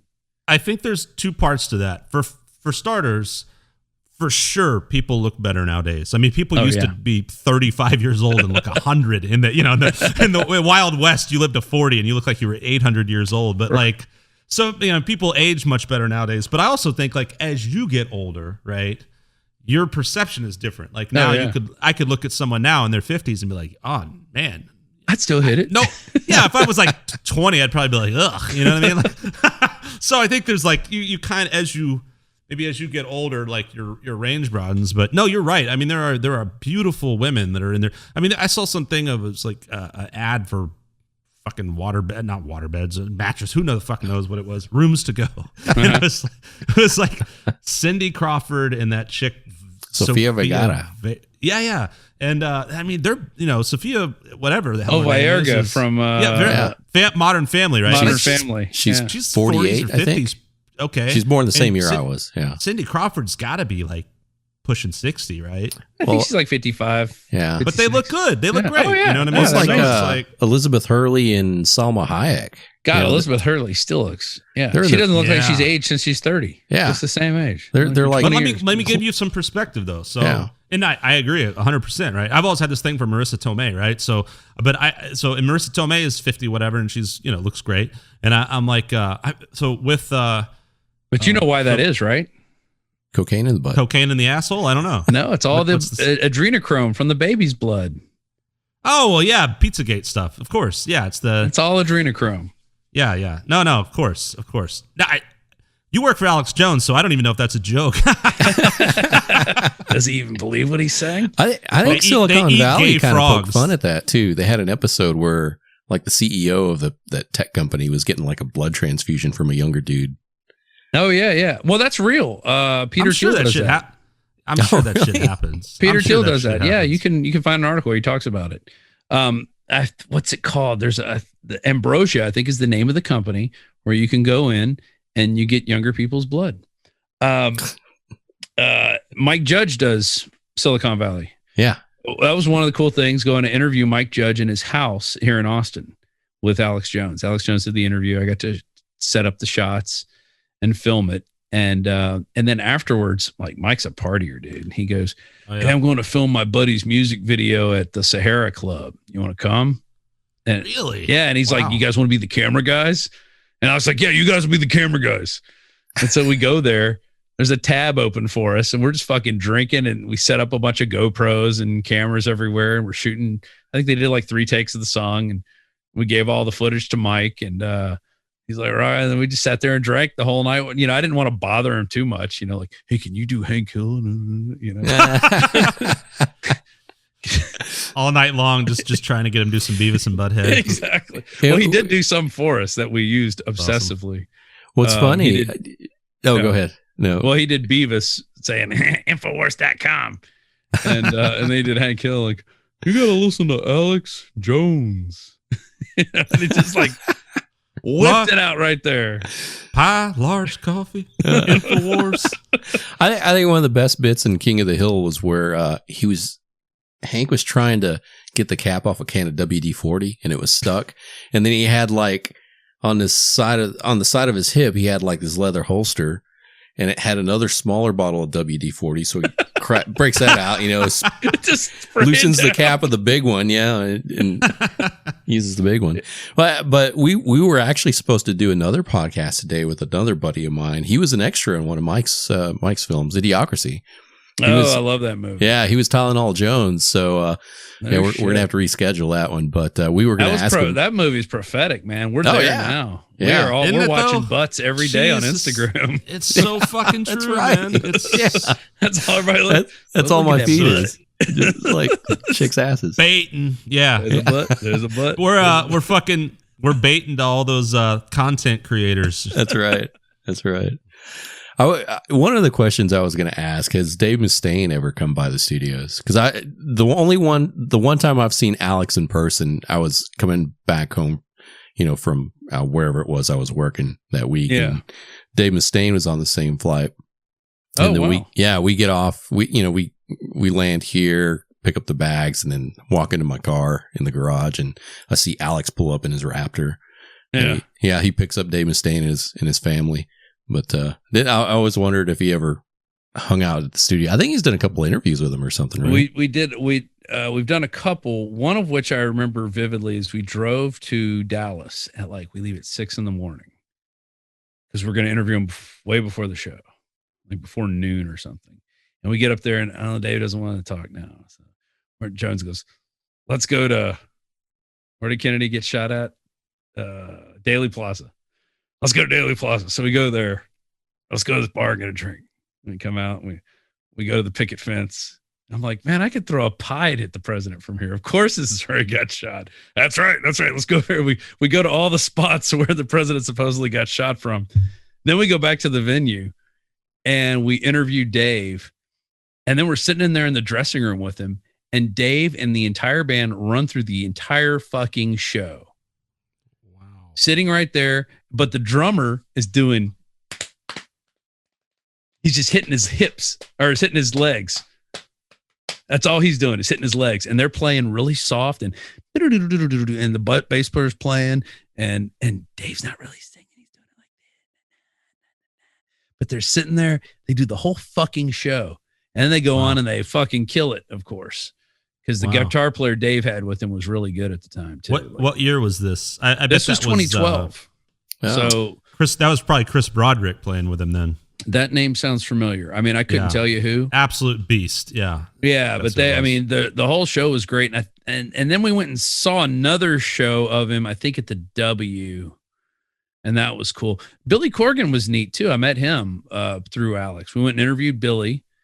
And then after the show, it was when he was acoustic. He was kind of by himself. But I saw him one other time with the Smashing Pumpkins, through Alex too. He came and did an interview and then it's like, yeah, here's free tickets to the show. It was at Stubbs and that was VIP tickets. We were on the balcony and I dropped my iPhone filming him. somebody bumped me and I dropped my iPhone and it's still rolling. And I go down there and I pick it up and it's still rolling. The guy like shines the light and I look over, I'm like, oh, there it is. And pick it up. It's still going.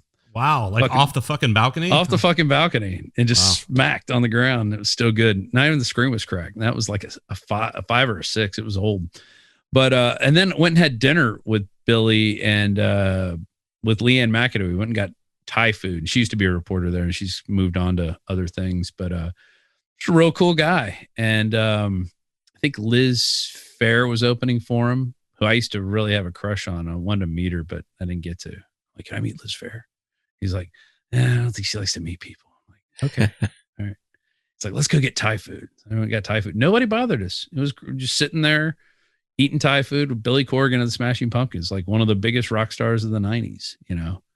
So I've Mustaine, him. I'll tell you what, though, probably the coolest interview was going to South Dakota, the Pine Ridge Indian Reservation, and interviewing Russell Means, who was an actor in, he was in, what was the name of that movie? Last of the Mohicans. He played the dad of Daniel Day-Lewis.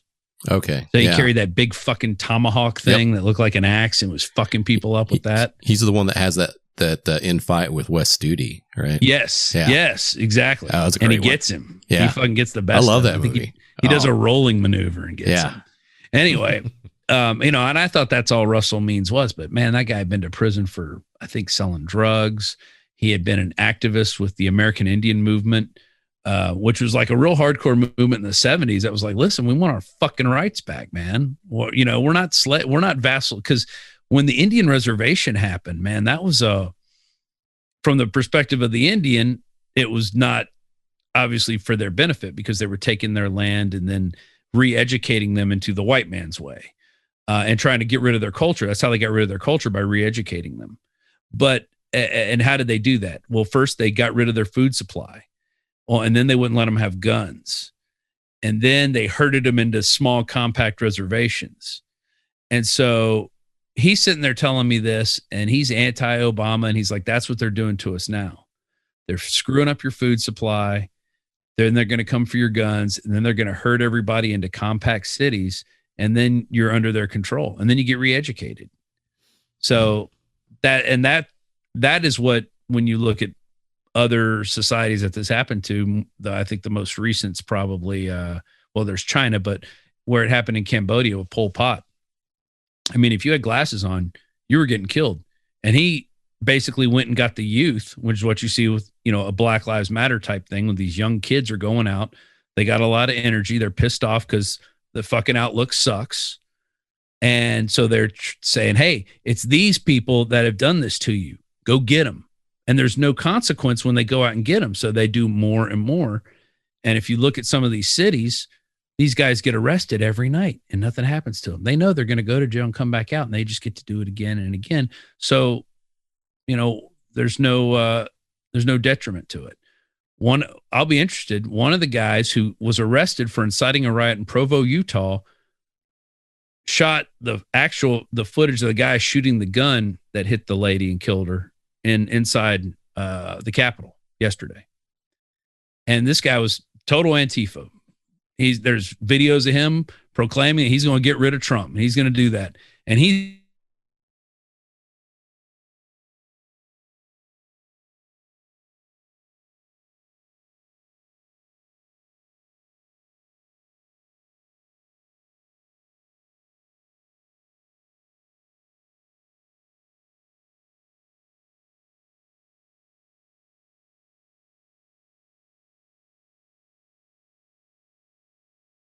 like Enrique Taro, who took credit for burning a Black Lives Matter banner in D.C., gets arrested right when he arrives in the state, he arrives at the airport. They get him in a cab right outside the airport and arrest him, and then kick him out of the city, said he can't come back in. Yet a guy who can incite a riot in Provo, Utah, and be arrested for it is allowed to come through. And we have all this shit. They know who's coming into D.C., but this guy's allowed to come in. Why is that?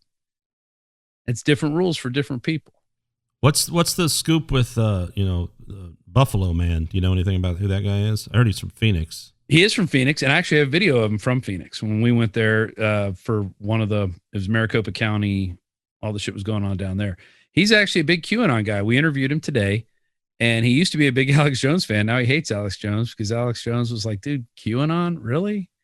Like really getting on, because he's like, QAnon's military intelligence and this and that. And he's like, yeah, but everything that you say is going to happen hasn't happened. He's like, well, there might be a bigger plan. Because I always say, trust the plan. He's like, well, there might be a bigger plan. And Alex was just kind of really, I wish you would have let him talk more, but Alex, when he starts smelling bullshit, he just shuts these people down. But the guy, you said you interviewed him today? Yeah, we interviewed him today. Like a remote interview. Yeah. He didn't show up in the studio. How the fuck is this guy not arrested? How is he not arrested yet? I know. Maybe they can't find him. I don't know. What the fuck? Because the guy that put his feet on Nancy Pelosi's desk has been arrested. They arrested him. They're going to fucking call, you're going to call Alex Jones and be like, where the fuck is this guy? Where'd you interview him from? Well, we had his phone number. So somebody that I knew interviewed him, not that I knew. So a guy that I knew contacted me and said, hey, my friend interviewed him and he's putting this out for a documentary. Just want to let you know. And I kind of wasn't, I'm like, I'm not going to touch it. Because one thing, I don't want to be responsible for getting anybody arrested for anything, because unless you were like killing somebody or, you were trying to burn down the Capitol, which nobody tried to burn down the Capitol, but they did catch a guy with Molotov cocktails there. Yeah, but destroying that property, that's a pretty fucking heavy offense, man. Yeah, I don't think you're going to find a lot of people that were destroying property. People were breaking windows, people were attacking cops. That definitely happened. But also the cops came out and it was like nothing. Cops were allowing people in, and all of a sudden riot cops were coming in and like pushing people around. And I think what happened was there definitely wasn't enough security at that Capitol when they knew people were going to be there, because there was plenty of stuff there that other people were organizing. There were speeches that were going on at the Supreme Court right across the street from the Capitol. And those have been going on for 3 days there. So it wasn't like there have been people there, because Alex went and spoke there on Tuesday. He went to the Supreme Court at like 9 a.m. and did a speech. And then he had another one that night. And then the next day we went back to the Capitol again, and we were supposed to have another stage there set up.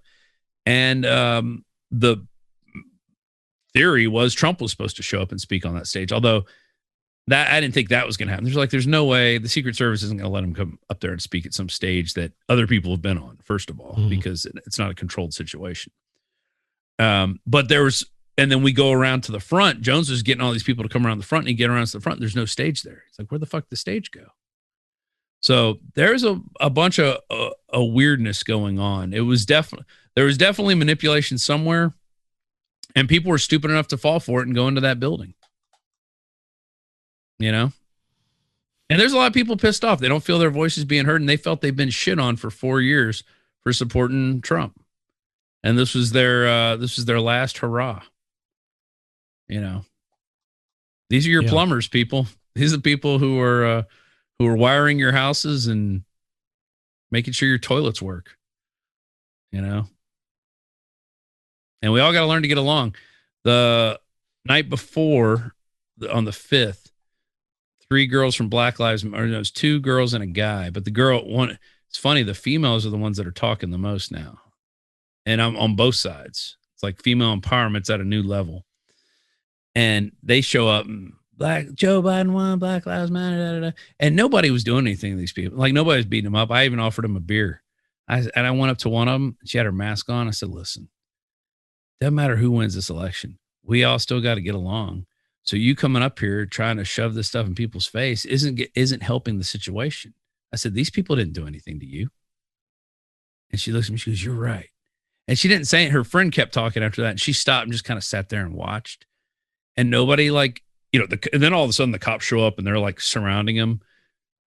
And me and my buddy are standing right there next to him. They let us in that little perimeter. And the cops were like, y'all need to go. Y'all are going to cause a problem. Y'all need to go, to those girls. And they finally left.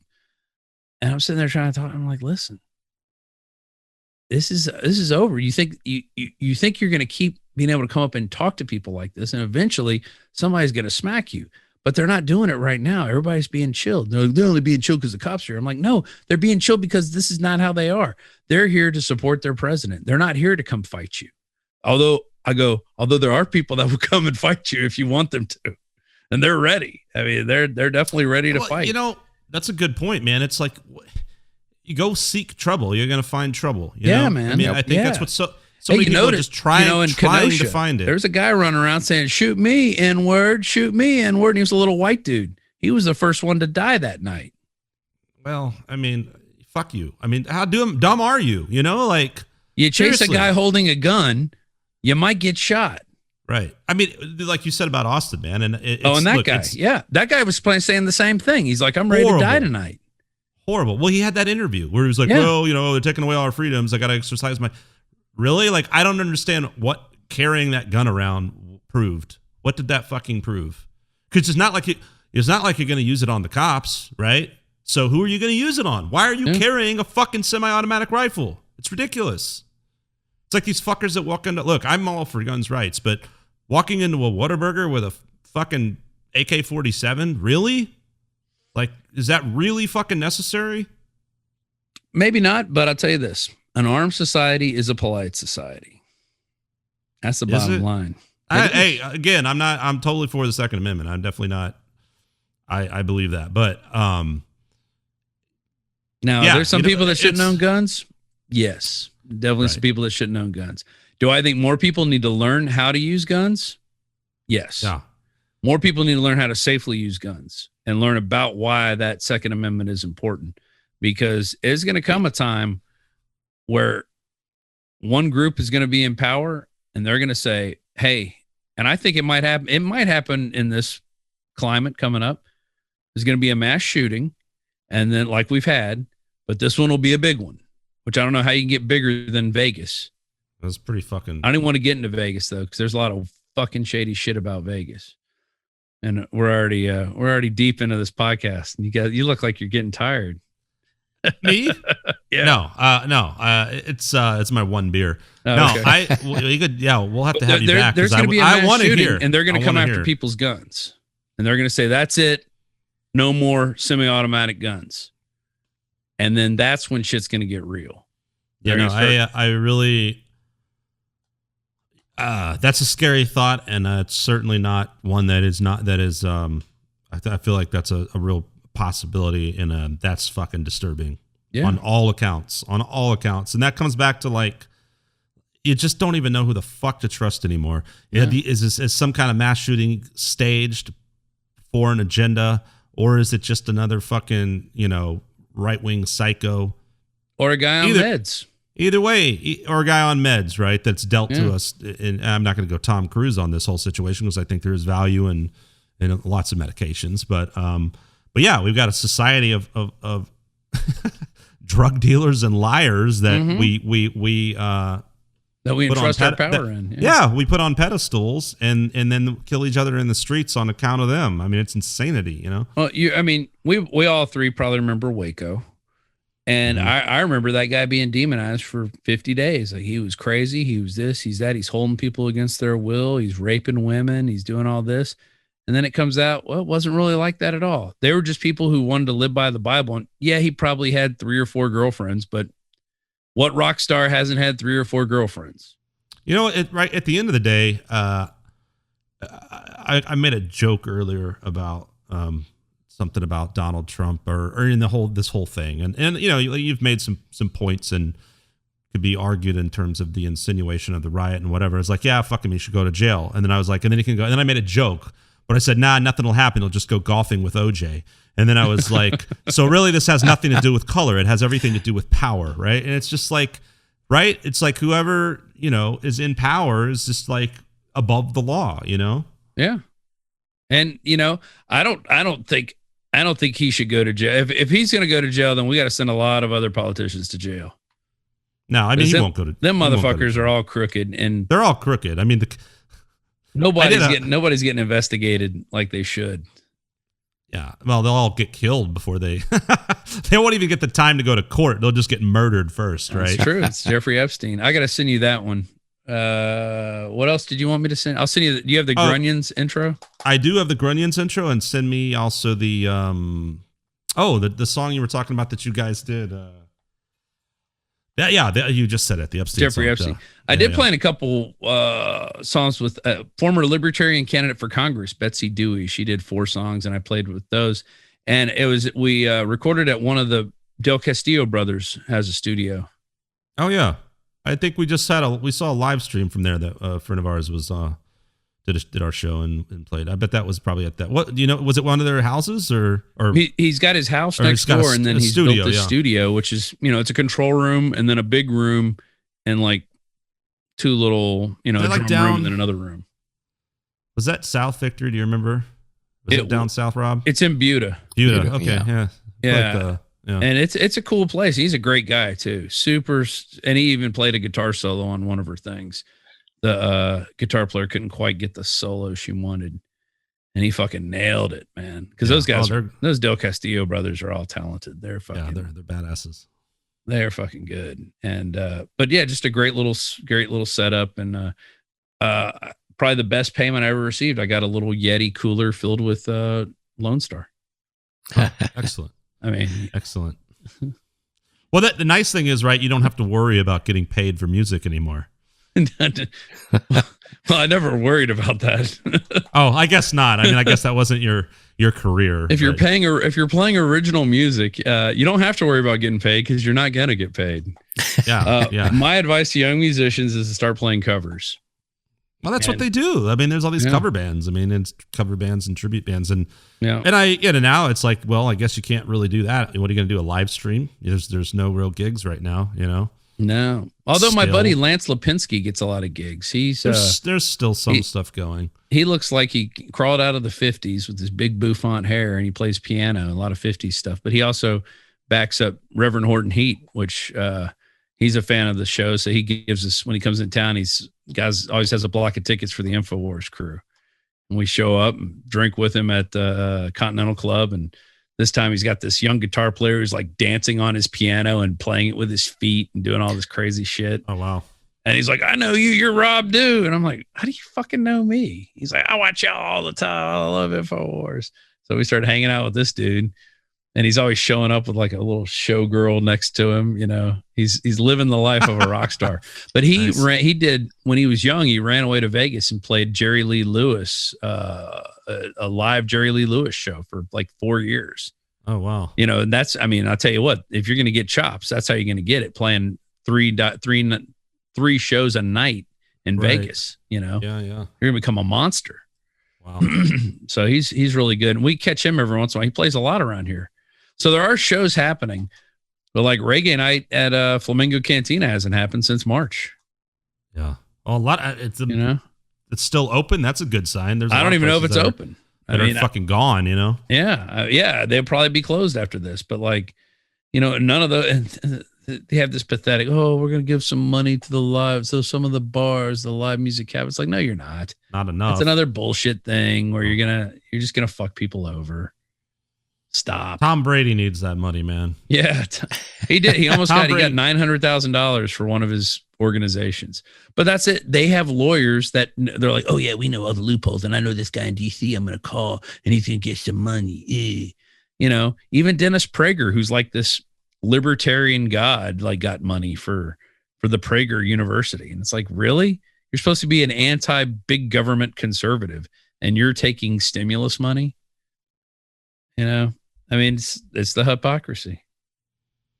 How often do you guys do interviews? Is that a pretty standard schedule? Is it just contingent on when people can do it? And I mean, a lot of it's during the live show, but when we were in DC, we interviewed. We were able to get an interview with General Michael Flynn through his brother, and that was a pretty good interview. It was the night before all the shit went down.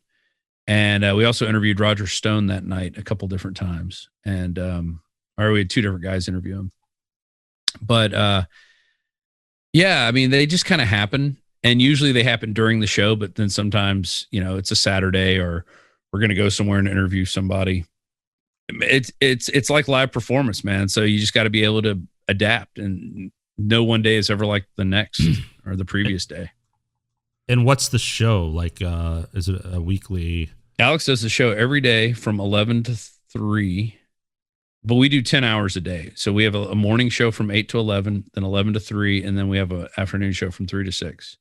So we're doing 10 hours a day, 5 days a week. Alex usually works for a couple hours, 2 to 3 hours on a Saturday, and then he does a Sunday show from 4 to 6. And then we have a show right after that from 6 to 8, who the afternoon host does that show. This is all live current stuff, or there are reruns? All live almost every day. Jesus and then Christ. we shoot other stuff. We'll shoot reports and stuff and put those out and do different live streams and stuff. Like tomorrow, he's going to do a live stream interview with Robert Barnes, who is the lawyer who represented Wesley Snipes. And, a lot of people think Wesley Snipes got it bad. Apparently, like he had like 15 charges, and I think he only got 2, and they were like the 2 lesser charges that he got against him. It was for tax evasion. But he had 15 charges based on that, on tax evasion, or were there other things? I think it was other things that he ended up getting convicted of, but it wasn't it wasn't like the bad charges. Like he got off on a lot of things, but a lot of people are like, oh, he went to jail. It was a total failure. Well, it could have been a lot worse. He could have been in jail for 30 years. Instead, I think he went to jail for like, I don't know all the details of that, but he didn't go as long as he could have. But Robert Barnes is a pretty interesting character, and Jones is going to do an interview with him tomorrow. Well, I guess a week ago. It's like us. It's not. But it's no. By the time this one comes out, yeah. No, you asked me earlier, and I was like, "No, we don't live stream. You should teach us how. Can you teach us? Can you?" Yeah, I don't know. I can't believe this should just be done live. We're the worst. You know why? We're the worst. Because then it's done.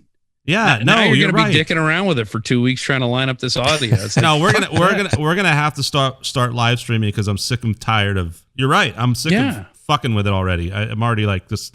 Vic did it for a while, and then I become obsessed, and now I'm like, this sucks. I hate doing it. Not to mention, we'd probably have actual people listening right now. So sorry that we sucked and dropped the ball. We're not at your level. You need all you need is a good. You need a good internet connection. Like Google Fiber's gotten pretty good. Like we used to have AT&T. We couldn't have 2 iPads like streaming movies. Everything would jar up. Now, I got a kid upstairs playing Xbox, probably killing half the universe. My 10-year-old is a fucking gamer, dude. He gets on with the younger guys that I work with sometimes. Like I'm playing, I'm like, here, you play. And he starts to try, like, dude, what are you doing? I'm like, oh, yeah, I'm awesome. And I'm just laughing and he's destroying them. I'm like, I'll just play with my pistol. All right. And then bam, bam, bam, bam. And so he's amazing. The 7-year-old is going to be on American Ninja Warrior, I believe, at some point in his life. Yeah. Wow. That's fucking he's like awesome. 7 years old. He's doing hand over, I have monkey bar things set up and ninja things. Yeah. He's a badass. The older one's going to be a lawyer, and he'll probably have lots of enemies because he's kind of like me, kind of a caustic asshole. Yeah, he can represent you and Alex in the future. Yeah. Yeah. And then, we got the baby girl, and she's 5 and awesome. She came in and sat down for a little while.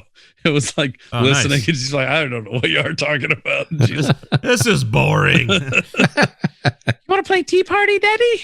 I had a tea party tonight before this. I got everything ready. And then she's like, can you play with me now? I'm like, yeah. What do you want to do? Tea party. All right. So we did club soda. No, not club soda. What's the other stuff? Tonic water with ginger ale and ice. That was our tea. She liked it. Excellent. So excellent. And that's a source of quinine, which is the building blocks of hydroxychloroquine. For all you off the shelf or lunchbox medical professionals out there like myself. Yeah. Well, yeah. I mean, I've definitely got some things to go research now that you talked about tonight, and we'll do your research, and please come back and tell me when I'm wrong. But you can only reach me on Parler. Yeah. At News. No slant there whatsoever, right? Yeah. I don't want to come to Parler with my liberal views, with my commie leaf eater views. Yeah, you can, but you will get shouted down quickly. Well, I'm glad there's a place for those people too. No, I mean, you're right. I mean, hey, you know what? At least there's some sort of look. I like the battleground Twitter used to be, where you could like talk shit to people and have conversations and throw your evidence out there and, win arguments and stuff like that. Now it's all one-sided, and it's like, it's not even, I've been kicked off since April last year, and I'm like, maybe I'll get back on and do that. I'm like, I don't even want to get back on. I go and search for things on there sometimes. Like if something happens, I'm like, I want to find some videos. So I'll look up search that one thing and just download a bunch of videos and start editing them. Like that, the night that Kenosha shooting happened, I had a reporter text me from there. He's like, there's people are getting shot. And I'm like, oh shit, let's go online. I found there's probably 6-7 angles of this shooting. I found them all within 10 minutes of each other, all happening. And this is like a 2-minute event, but I found all these different angles from different people. And I put together this amazing thing and got it out like at 3 a.m. that night. And the next day it had like 200,000 views on our little platform that we built ourselves, which has no algorithm and no, it's not like YouTube. This was on an Infowars thing or something else? Yeah. I put it on. Band.video is our streaming platform that we built in 2018 when we got deplatformed.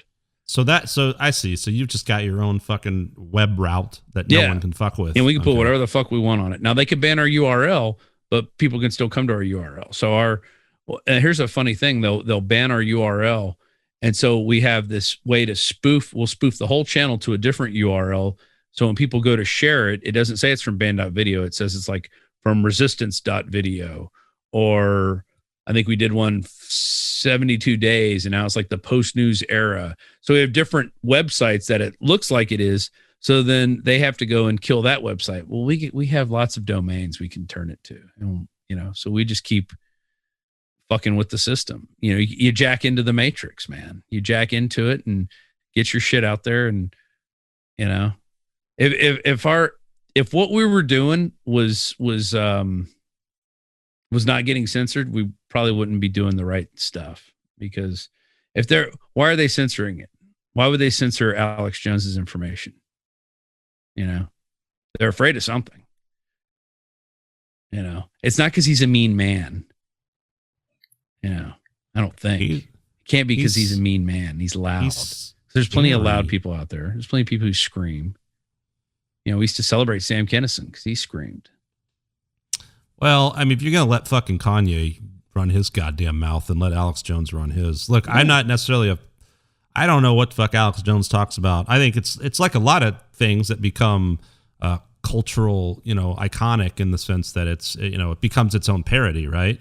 And you know what it is. You may subscribe to it, you may not, but you know about it. And it's almost kind of like a win for the brand. Like you said, Alex Jones, like, hey, the fucking content's out there. People are aware of it. That's great, right? That's kind of winning in a sense, right? So, but like you said, unless someone, that's where the only time it gets a little tricky is if someone is really truly insinuating, if someone is saying, go harm someone else, go kill someone else, go, right? Which we never did. That's you got to draw a line if you're not doing that, right? So if you're not doing that, if some fucking annoying bastard like Kanye West, I'll just use that name. It's an easy one to use.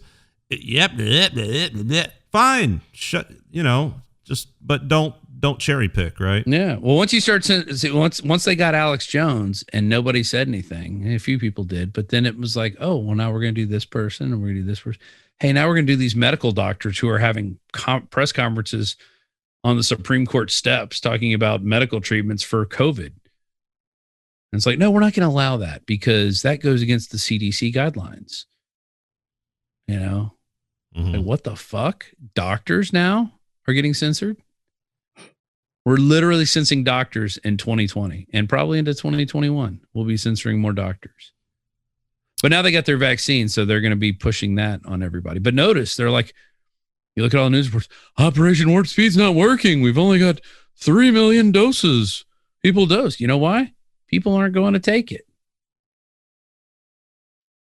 That's it. Because they don't trust their fucking government. And the reason they don't trust their government is because their government's not working for them anymore. So they don't fucking trust it on both sides.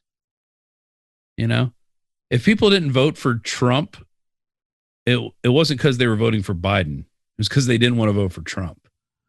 It wasn't like they weren't going, oh God, I can't wait for Biden to get in. He's going to do everything. It's almost, yeah, exactly. I feel like it was this, that people were just like, there's no way in hell I'm voting for Hillary. Jesus Christ, I guess I'll vote for this Trump guy. Yeah.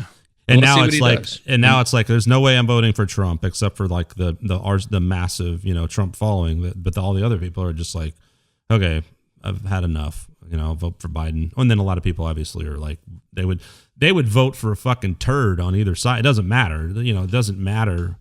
They're just going to vote, party vote. Yeah, anyway, the diehard party people. So many are a problem. They're a problem because huge problem. it's not. It's gone beyond party at this point. We definitely need a third party. Hell, I think Bernie Sanders probably won both nominations in the Democratic process, but they just figured out a way to get rid of him. I think he beat Hillary, and I think he got that stolen from him. I think Ron Paul got a lot of shit stolen from him when he was running. Because when you see people having giant rallies, like Ron Paul was having 10,000 people rallies for a primary. Certainly a threat to the... That's a big threat. And Fox News was one of the biggest attackers of him because they were like, we have Mitt Romney and John McCain ready, the war hero. And it's like, these guys are fossil politicians who've been in too long. What are your thoughts on Rand Paul? I've met Rand Paul. I've interviewed him. He's definitely more middle of the road than his dad. I liked his dad just because his dad was like, don't go to war, stop spending so much fucking money.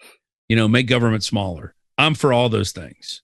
When you look at how much money the government wastes, it'd fucking boggle your mind. And all he wanted to do was take government in 2008. He's like, let's just bring it down to 2000 levels, the year 2000. Okay. Oh my God, he wants to get rid of government. And it's like, no. He just wants to leave people the money they make instead of just taxing the shit out of them. But Rand Paul's okay. I wouldn't vote for him for president. I don't know if I'll ever vote for in another presidential election after this. I think with these voting machines, I don't trust a damn thing that'll ever come out of them ever again. Hell, they just voted in Austin to build a fucking tunnel from the Austin airport. But who gets to pay that bill? Only the property tax owners. It's easy to spend other people's money. You got a bunch of losers living in fucking apartments saying, "Oh yeah, we'll build that tunnel with your money." Fuck those people. You put in your money too. If you're so into this fucking if you vote for a fucking bond, you should have to pay for it.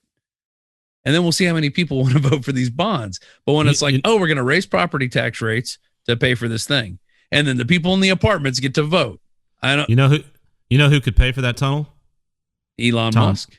Well, Tom Brady could too, but yeah, Elon Musk could. Well, Elon's here. You're right. I think Elon manipulated that to get the contract to dig the fucking tunnel, and that's why he's here in Austin. Yeah, fucking boy, Tesla. That's really something. And by moving Tesla here, he's going to raise our property tax rates. Same with Oracle. It's just going to keep going up. I'm ready to move out of this motherfucker. Austin gets to be the new San Francisco. It does. The new California. And we already have poop on our streets, so we don't have the poop washer. I'm going to go to San Francisco just so I can live comfortably with. You can live in one of those communes where you rent a bunk, and they supply your toilet paper. Yeah, I needed to go somewhere where the streets were clean and the taxation was reasonable. Yeah. I went to San Francisco. I think people are they're saying now half the people want to live in rural or like small towns. Yeah. Which is good because these small towns need people to go live, and now everybody can work from their home. So all you need is a fucking internet connection at this point. That's it. Oh, dude, it's great. Two things crossed my mind in the course of this podcast. I mean, a lot crossed my mind, but like one, when you were talking about the dude from the Last Mohicans and Native Americans and all that kind of stuff, and something about the 1970s. Don't quote me on this. I didn't really dig in, but I thought it was interesting when I think it was when I was at the Museum of just Native American History or whatever in D.C. last year or something. It could be where I don't remember where I saw this, but oddly enough, I feel like I had read something about Richard Nixon had actually done some good things in regards to restoring some rights for a lot of Native Americans.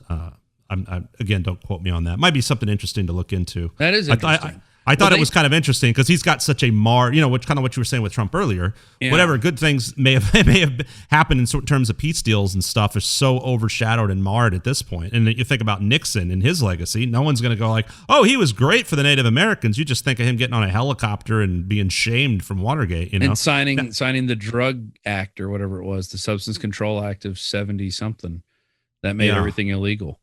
With Russell Means there. So in the 70s, that group took over. They were taking over buildings. Like they were occupying buildings in D.C. I think they took over the Department of Interior, like ran and held it for like several days. Was it the same group that took over Alcatraz? Yes, I think it was. And because the American Indian Movement, AIM. And they also took over Wounded Knee for a while. They like kicked the feds out that were there.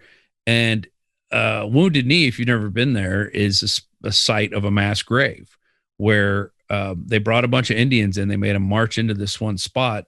And then a gun got fired. And so, well, a gun's been fired. We got to open up and shoot all these men, women, and children who are unarmed with 50 caliber machine guns that you crank. They were called Hotchkiss guns. And then they went in and cut the people down who was ever left with sabers. I think only 6 people survived.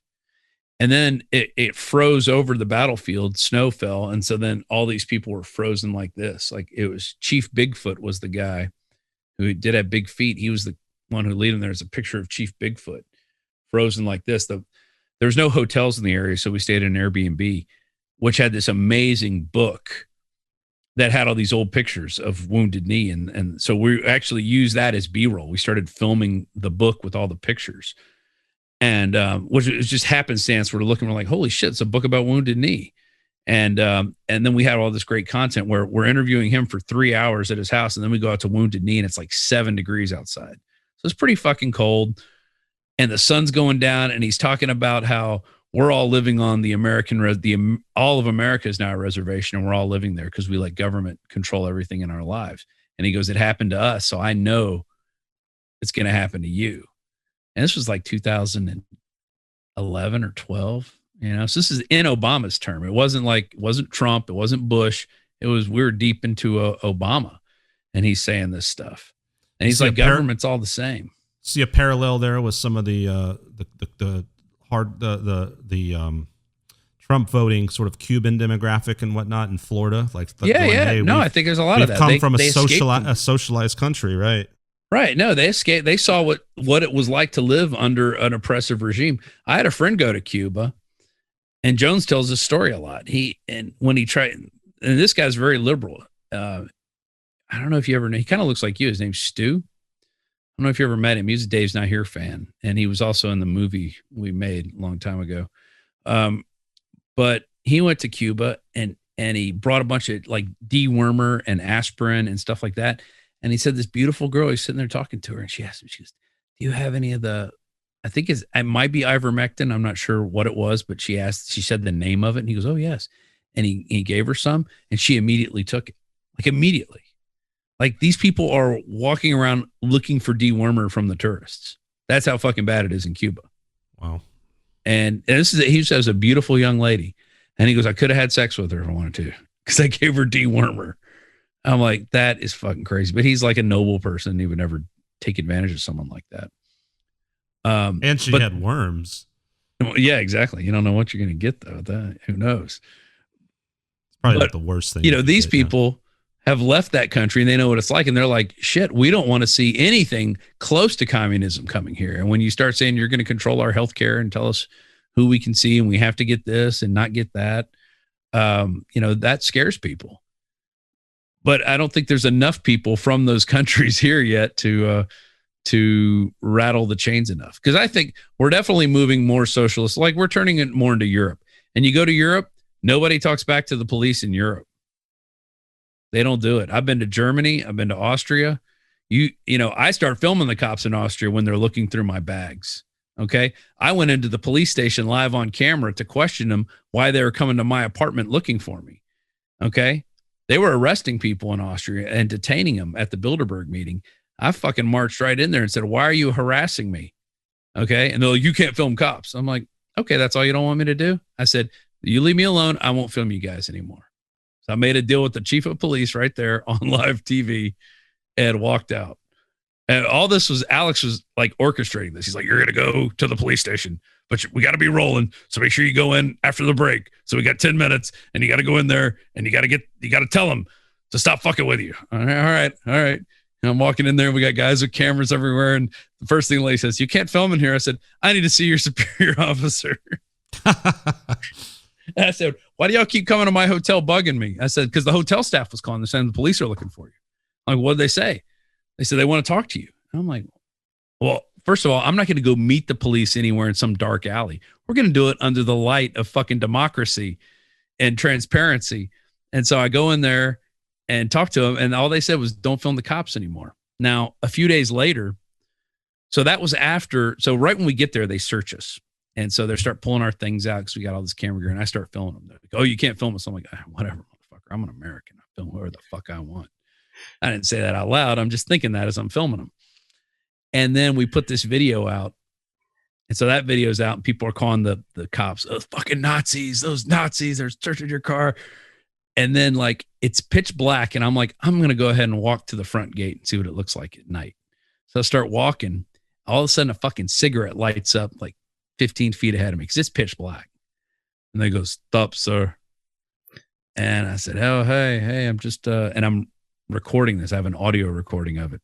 I'm like, I'm just walking. I want to see the front gate, see what it looks like. He's like, I wouldn't advise that. I said, well, I think we've all kind of calmed down a bit. You guys know we're not here to do anything.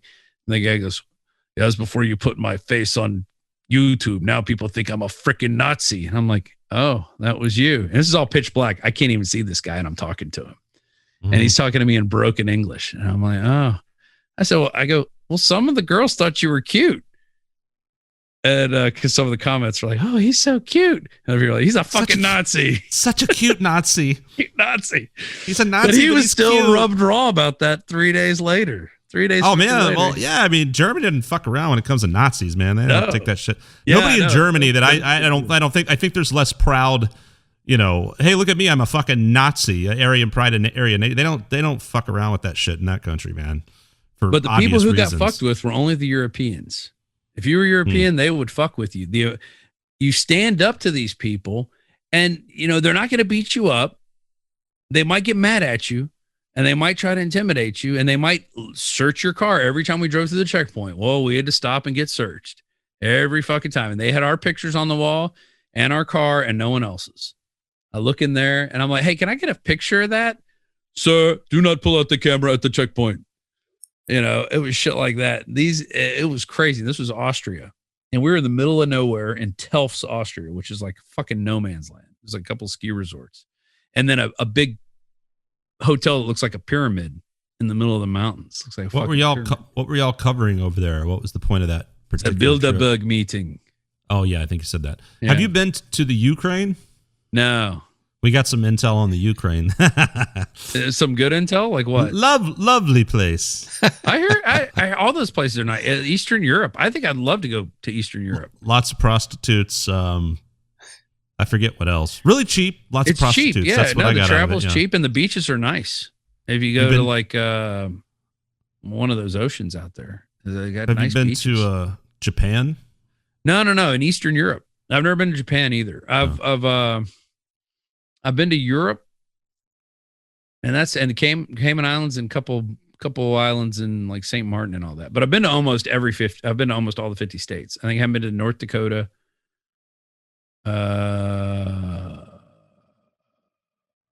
New Hampshire, maybe.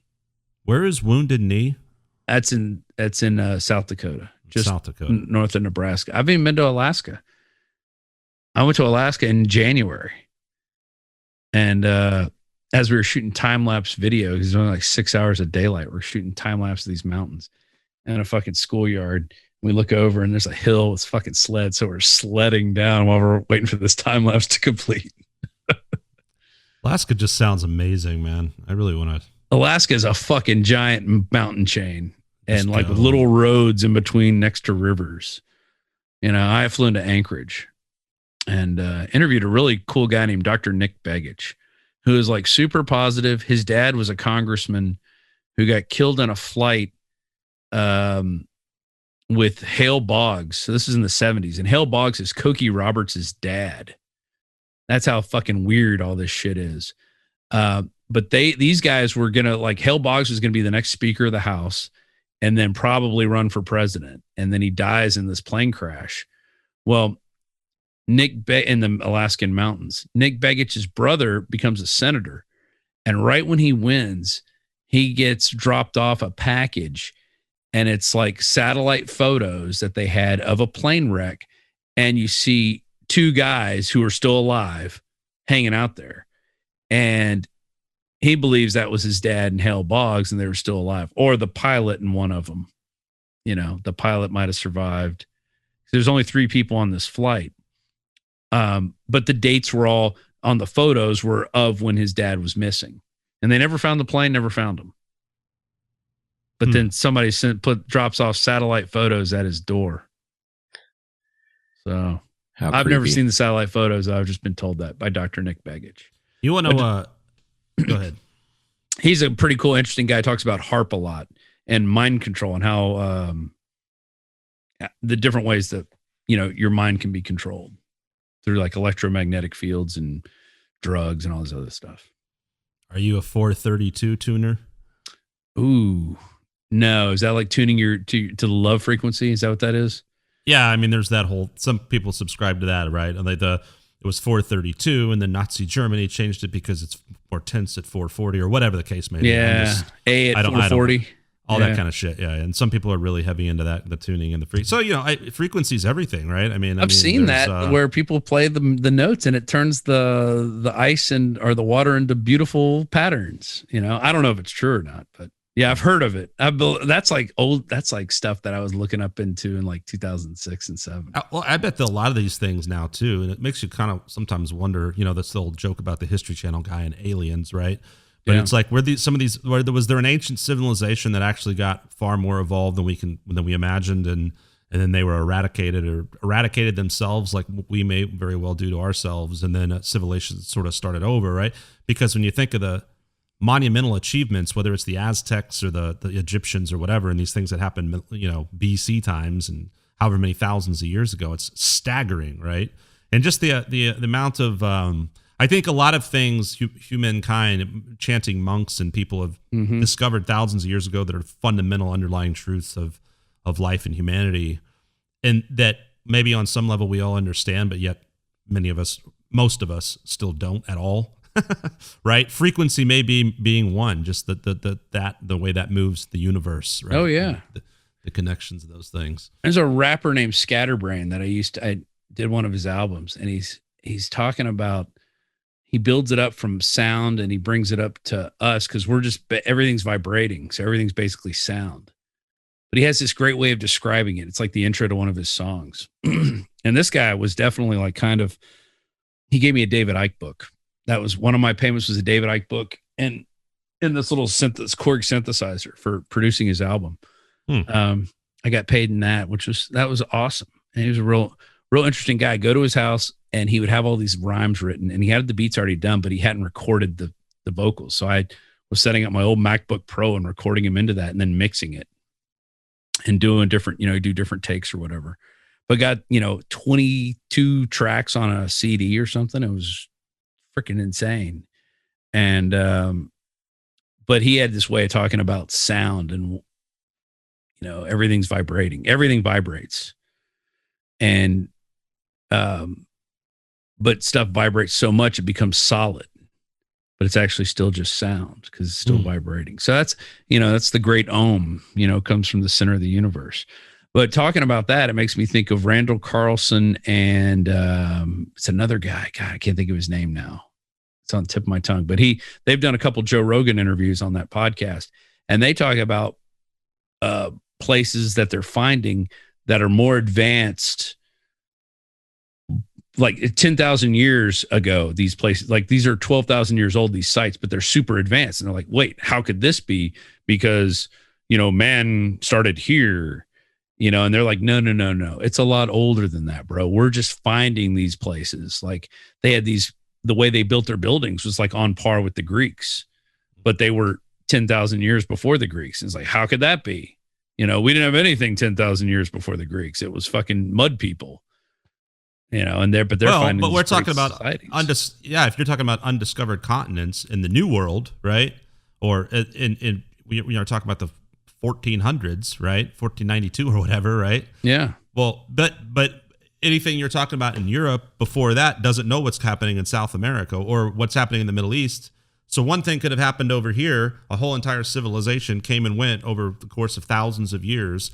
People over here never even knew it existed, or one superhuman guy swam across the ocean and started it there. Whatever, right? So it's like, well, everything shifted.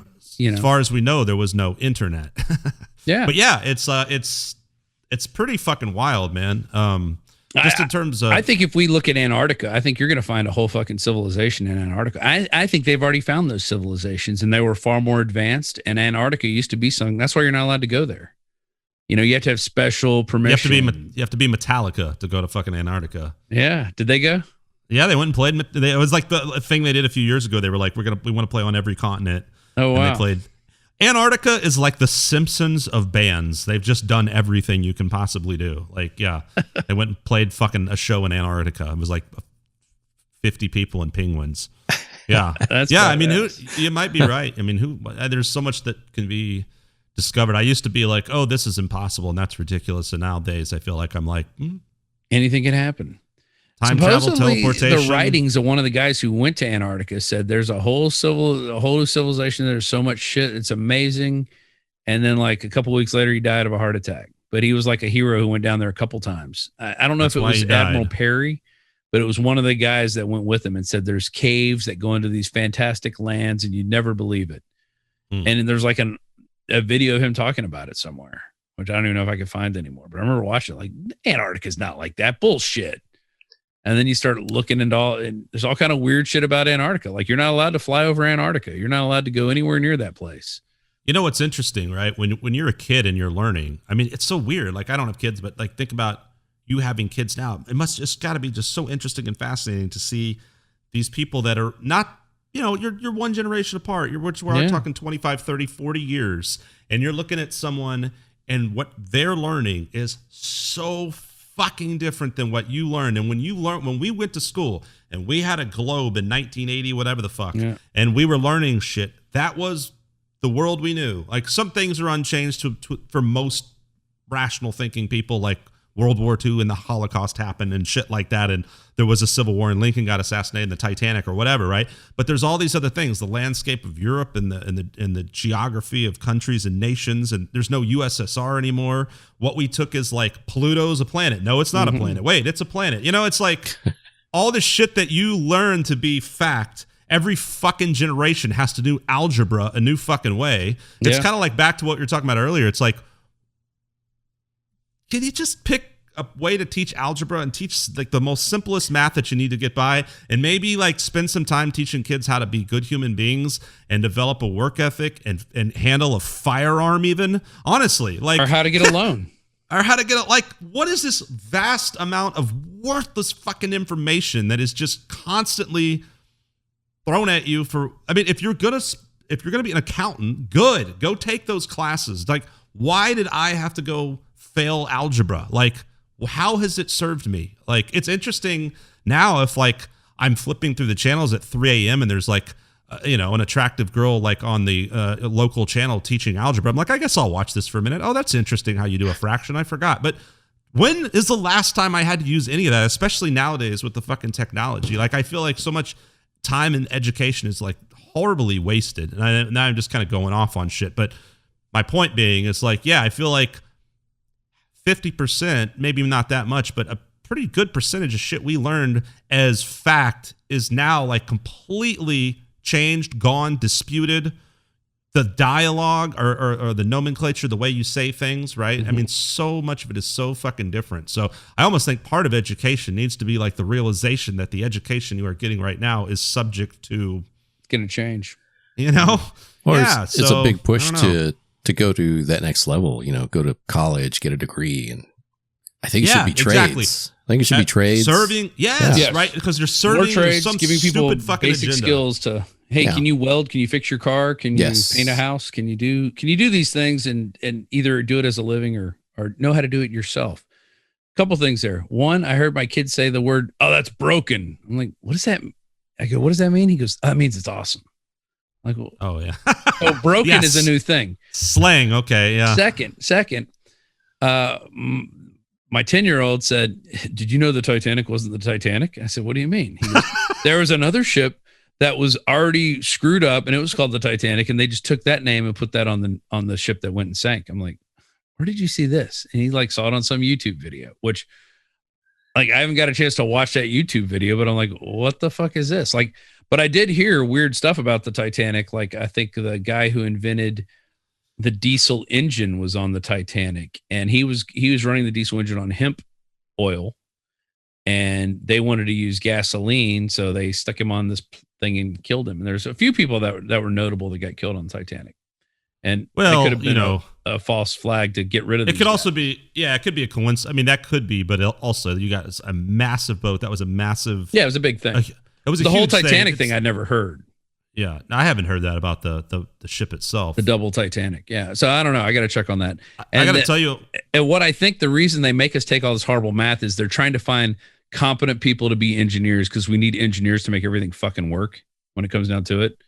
And so they're like, we got to find these nerds. How do we find them? Make all the kids take it, and then the ones that do really good, we'll make sure they get siphoned off into these other programs so that we could teach them to make nuclear missiles. They should have just been like, do you like Star Trek? No. Okay, you don't have to take math classes because you're not a fucking nerd. So they don't want to make it that easy. Go learn how to build shit. You can work for the engineers. Like, you can go do the labor. Yeah, I don't know, man. Our education system has changed, though. My 15-year-old son's taking construction classes right now. No, that's we never right. had in high school. Nice. And I hear, I have kids all the time taking music classes. Yeah, taking music classes. That I never had that shit. Yeah, and that's great. Some sort of art and culture and options. And direction, not just this, and like you said, and then now you go out and you either work at McDonald's or you go to college or both. And instead of taking a loan out for who knows how much it is nowadays and having to repay that back, right? So. Yeah, learn as you go. I took the best class I took in high school was called personal finance, and we talked about how you balance a checkbook, how you save money, and he said this one thing. He said, "Listen, as soon as you get a job and can get a loan, go buy a house. It doesn't have to be the biggest house, but get something, because even if you sell that house and say you lose $10,000 on the house." You've paid $10,000 for how many years you've lived in that house for rent. And he goes, chances are that house is going to be worth more, because real estate always goes up because there's only a finite amount. And you'll be able to parlay that money into a bigger house or into something for your retirement, or you'll cash out and go start a business with it. There's always something you can do with that. And it's money that's not easily liquidable. So you'll always have to save it. And the first thing I did when I got a job in Austin was go buy a house for $99,000. And I bought that in 1999, closed on it. Oh, wow. And I lived in that house to 2007. And then I bought this house that I'm in. Now we're kind of looking to move into something else, but I've got so much equity in this house. I like what my house payment's at now. It's very manageable. With that other house, I had an adjustable rate mortgage. For about 3 months, my mortgage was $535 a month, and it was a 3-bedroom house with a hot tub and a huge backyard by Austin standards. Wow. On a corner lot, on a corner fucking lot. And that's unheard of in now. The house forever, had we not had more kids. But once we got thinking about having a second kid, it was like, let's just get a bigger house. Was that down there? I feel like I went over to your place a long time ago. It was off of Brody Lane. Yeah, I don't. Maybe it was this. Maybe it was this new place, because it might have been about 2009. Now that I think about it, so maybe it was this place that you're in now. Yeah. But Brody, man, I used to live in an apartment over there. Well, I was going to say one. We should probably wrap up. The sun's coming up, but this has been great, man. Thanks, Rob. What a cool conversation and time talking to you. It was really funny when I texted you earlier and was like, hey, dude, just remind your podcast, we got lucky, right? That you're like not, if no rioting or nothing crazy, nothing too crazy today. I could have been stuck in D.C. Yeah. It's a good thing we didn't have it scheduled for January 6th. But I would have done it from D.C., which would have been pretty cool, actually. But like the burning Capitol in the background, we'd have had to figure out how to live stream that. Well, that would have been historic. We would have used, as Skunk refers to it, as Stream Duck. Right. Yeah. StreamYard, right? StreamYard. Streaming video is hard. So the people that do it well, Adam Curry, former MTV VJ, he lives here in Austin. He does a podcast live on Thursdays and Sundays with a guy out in California. They Skype to each other. He only does audio. It's the No Agenda podcast. And they go listen to one of their podcasts. When they go to their donation segment, they talk about the people who give them money. Your fucking mouth's going to drop to the floor when you see how much, guys give them $1,200 a month. Fuck yeah. Let's figure this out, Vic. All right. But they're streaming it live. And then I only listen to it on the taped in. I don't listen to the live stream. I think I've only done it one time. But he said you can't make money with video. It's impossible because of the bandwidth. Audio is so much because they put their podcast out, but when people are downloading it, it's their bandwidth. So yeah, YouTube, you could get on YouTube, but you can't say certain things on YouTube. Well, I like the idea just in this conversation here. I mean, because we have the audio and everything. Obviously, there's that, and then there's the YouTube videos. Why we do the video, as well. But doing like a thing where we actually would live stream the audio for anyone that wanted to just listen to that, because it sounds like it's a lot more easy and available. Mm-hmm. I don't know how you could do a Facebook Live without everybody in the same room. I don't know, but you could do it, but it's much easier to just do audio live. Right? Just do an audio live stream. You can listen to it while it's happening if you want. And then the video and whatever edited version comes out later. It almost makes it kind of cool too. Like, hey, this is live and raw. We're going to edit it a little bit later. Mm-hmm. So it's like you get one chance to hear us say stupid shit. We're going to edit out all the pro-Trump things Rob says and just keep it real. Yeah. Especially for this. A lot of people could get mad. This would have been great. Like nothing's better for rating. Alex Jones knows this, obviously. Like nothing's better than riling people up and making them mad. Nobody wants to hear us be nice and exactly. And that's the thing. If someone hates Trump, and we talked about how much we hated Trump, like they might listen for a few minutes, but if they hate Trump and we talk about how much we love Trump, they're probably going to listen to the whole thing and really hate you the entire time. And compose a really nasty email. And then share it. Yeah, exactly. Listen to how much hate these guys. I gotta listen to that shit. Oh, I gotta listen to these guys. I hate them so much. They wouldn't even listen. They would just sit there and type furiously, right? Yeah. While it was on in the background. You say he did anything right in this country? He's a racist, xenophobe, sexist. Oh man, I think that we could have had we gotta have you. Well, we've talked about doing just some kind of live thing too, where we can actually do that and interact with people. And what might be cool is to do that and then just have certain people. Like, hey, we're going to do this on this date. If you're available, Rob, pop on for a bit or whatever. Oh, yeah. And then, and if people wanted to react, in real time, that would be actually really cool. I think Twitch is probably the best streaming platform out there now. Mm-hmm. That's not going to censor you as much. There's a guy I used to jump in on with him. He would stream every day. And then every once in a while, I'd like with the topic he was talking about, and I'd jump on with him real quick. He's like, oh, we got Rob Dew on. Let's bring him on.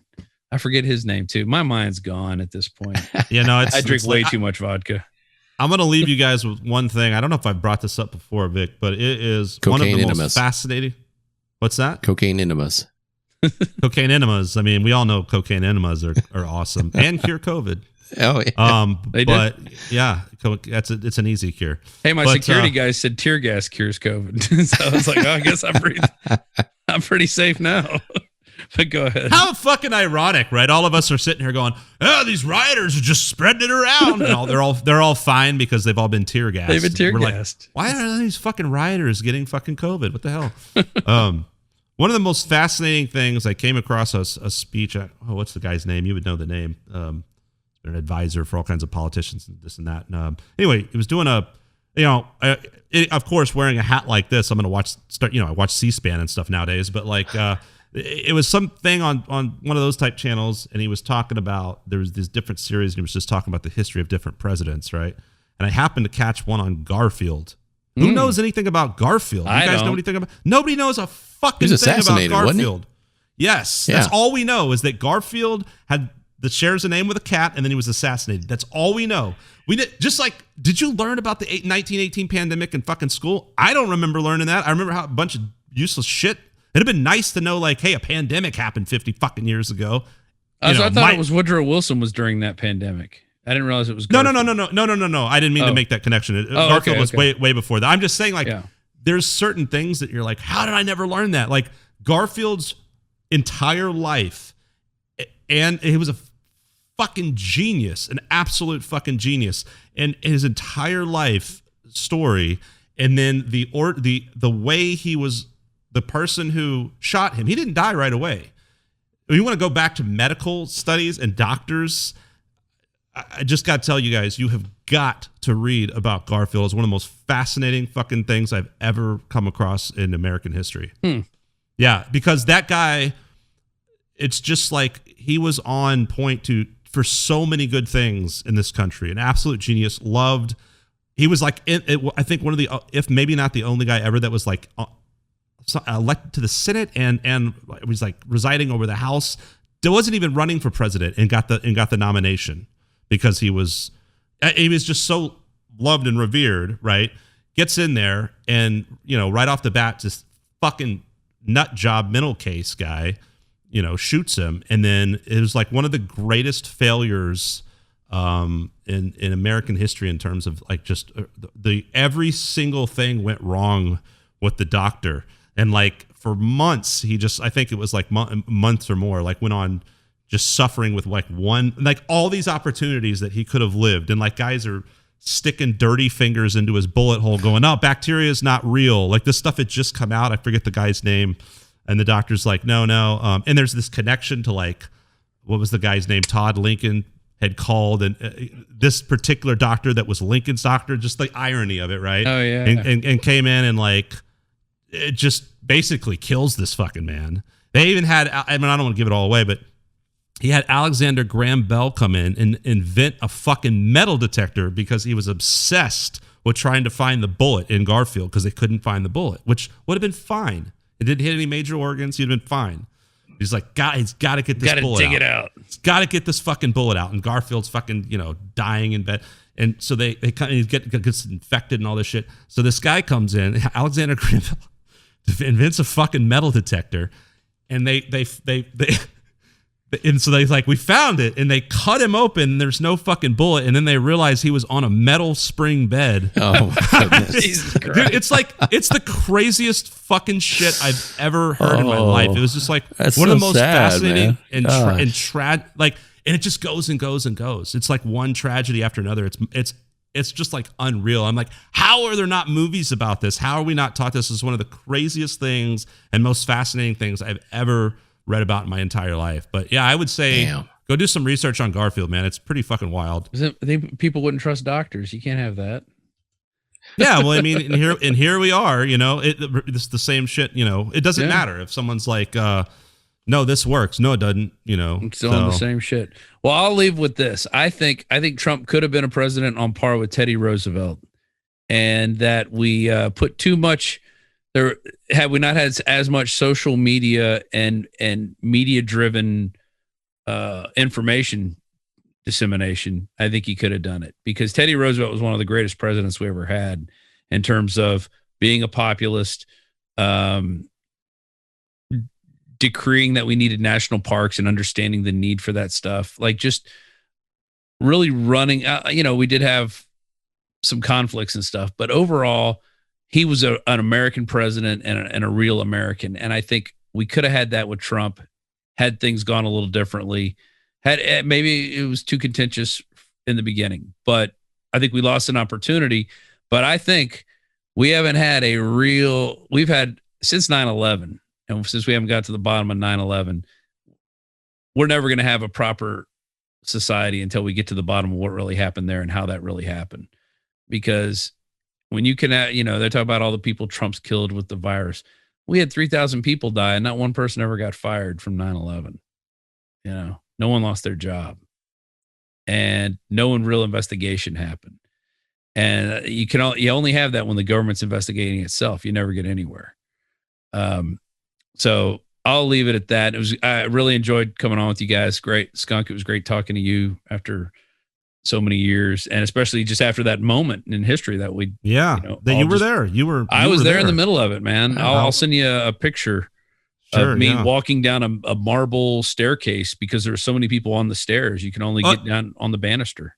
I started to say when I texted you earlier and it was like, oh yeah, reminder. And you were like, wow, I've got a lot to talk about. I'm like, well, yeah, you work with Alex Jones. I'm sure you do. And we all just know that this happened, but I didn't realize you were actually there. That's fascinating, man. And, congrats on the success with that and what you do. It's obviously fascinating, if nothing else, and it sounds like it's been a good job and everything like that. That certainly makes me more curious about. I mean, you guys have interviewed so many people and met so many people, and Alex Jones is obviously, for as crazy as he can come off, is respected and by enough people, and enough people will do an interview with him and talk to him. So that's saying something. I just want to say one thing. It's really ironic that you brought up Teddy Roosevelt, because I was at one in that long conversation I said I was having earlier with my dad, and then my brother was like, "Oh, I just read this while I was taking a dump," and I was like, but I had said there was one thing that I said, like, I think it's funny you made that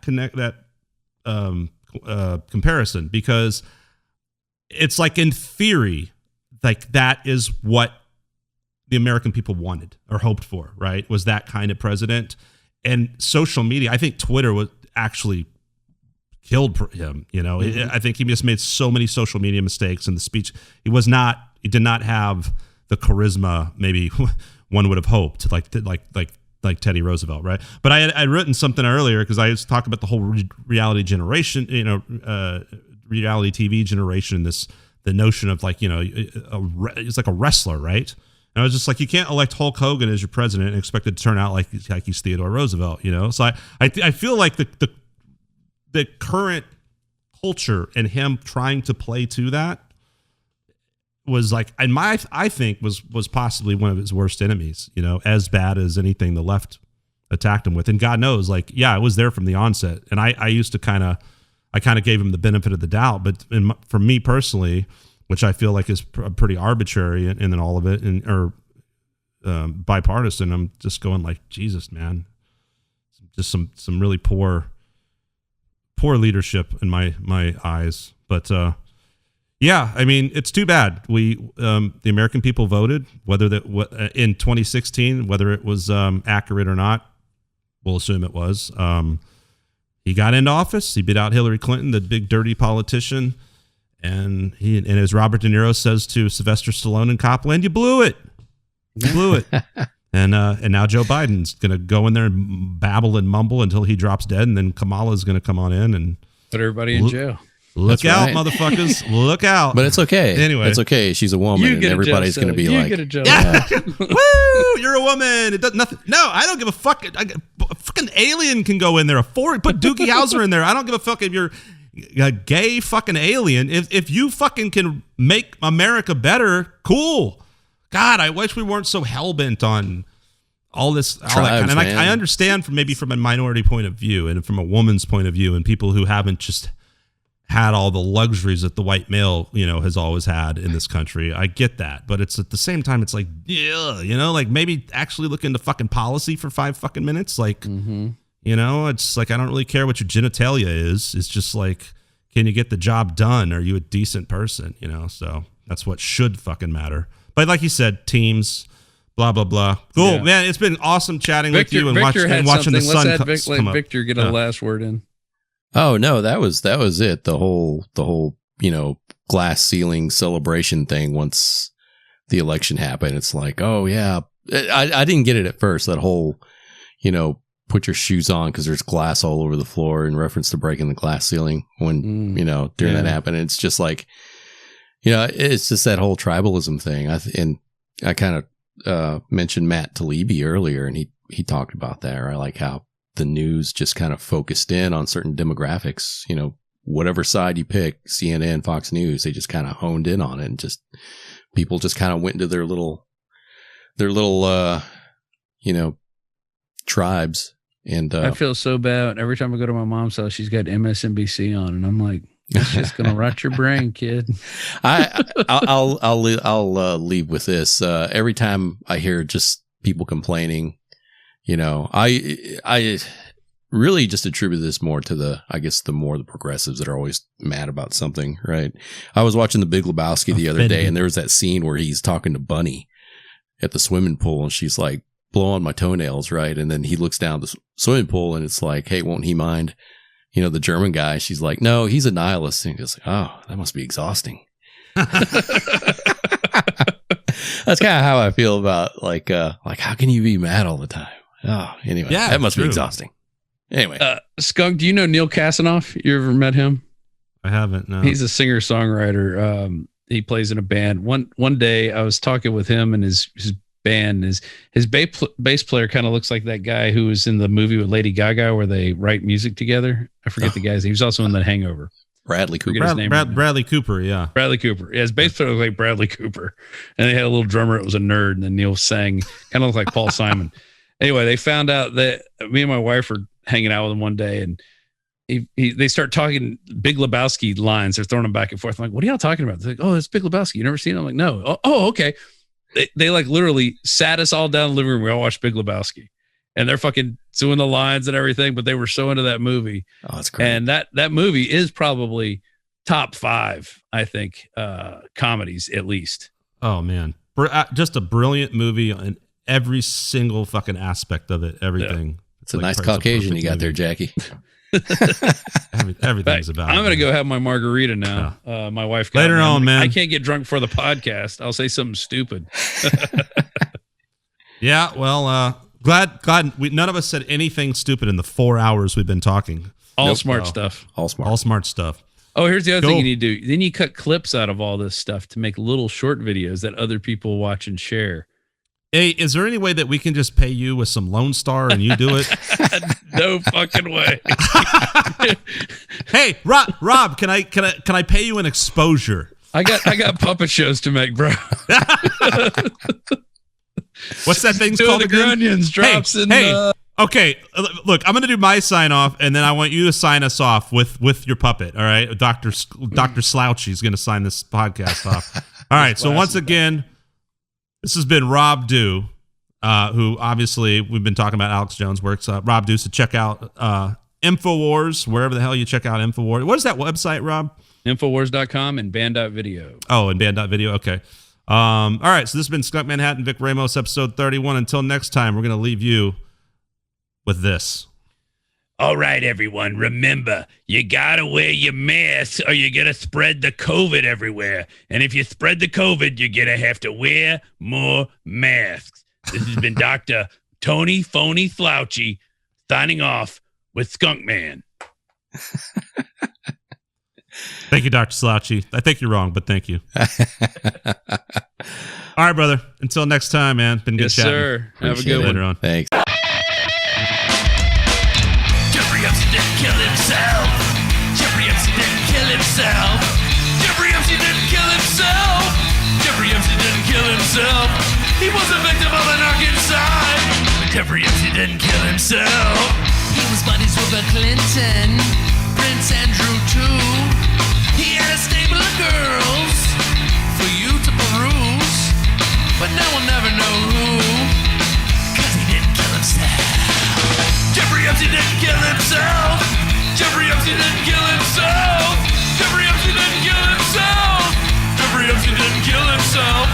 And I don't care what Bill Barr says, 'cause Jeffrey Epstein didn't kill himself. He had a big old plane, the Lolita Express, padded floors, and no Secret Service, but the feds know who flew. That's why he didn't kill himself.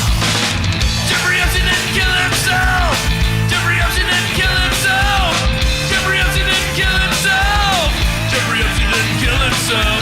Well, Bob Mueller got a sweetheart deal, and Jeffrey Epstein didn't kill himself.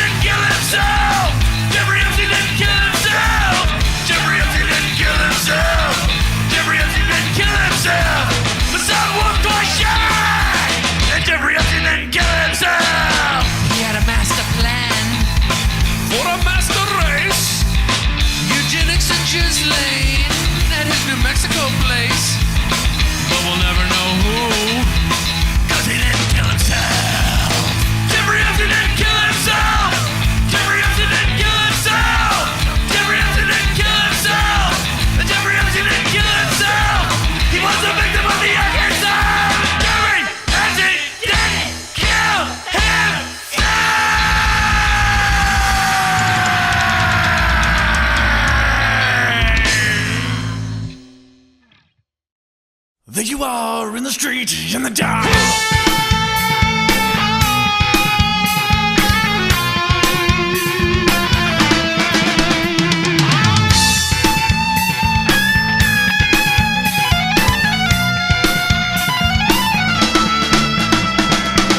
There you are in the street in the dark, not aware of what's around you.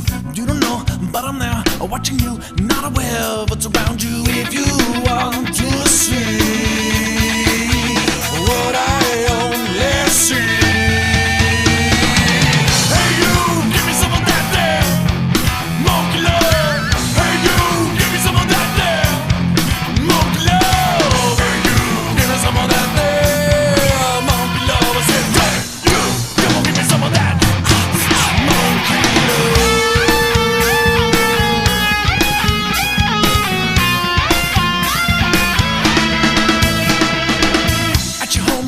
Walk, you're alone, not aware someone's around you. You don't know, but I'm there in the night, not aware someone's around you. There you are, to yourself, all alone. We'll be together, never will let you go. Beautiful, yes you are, we'll be together.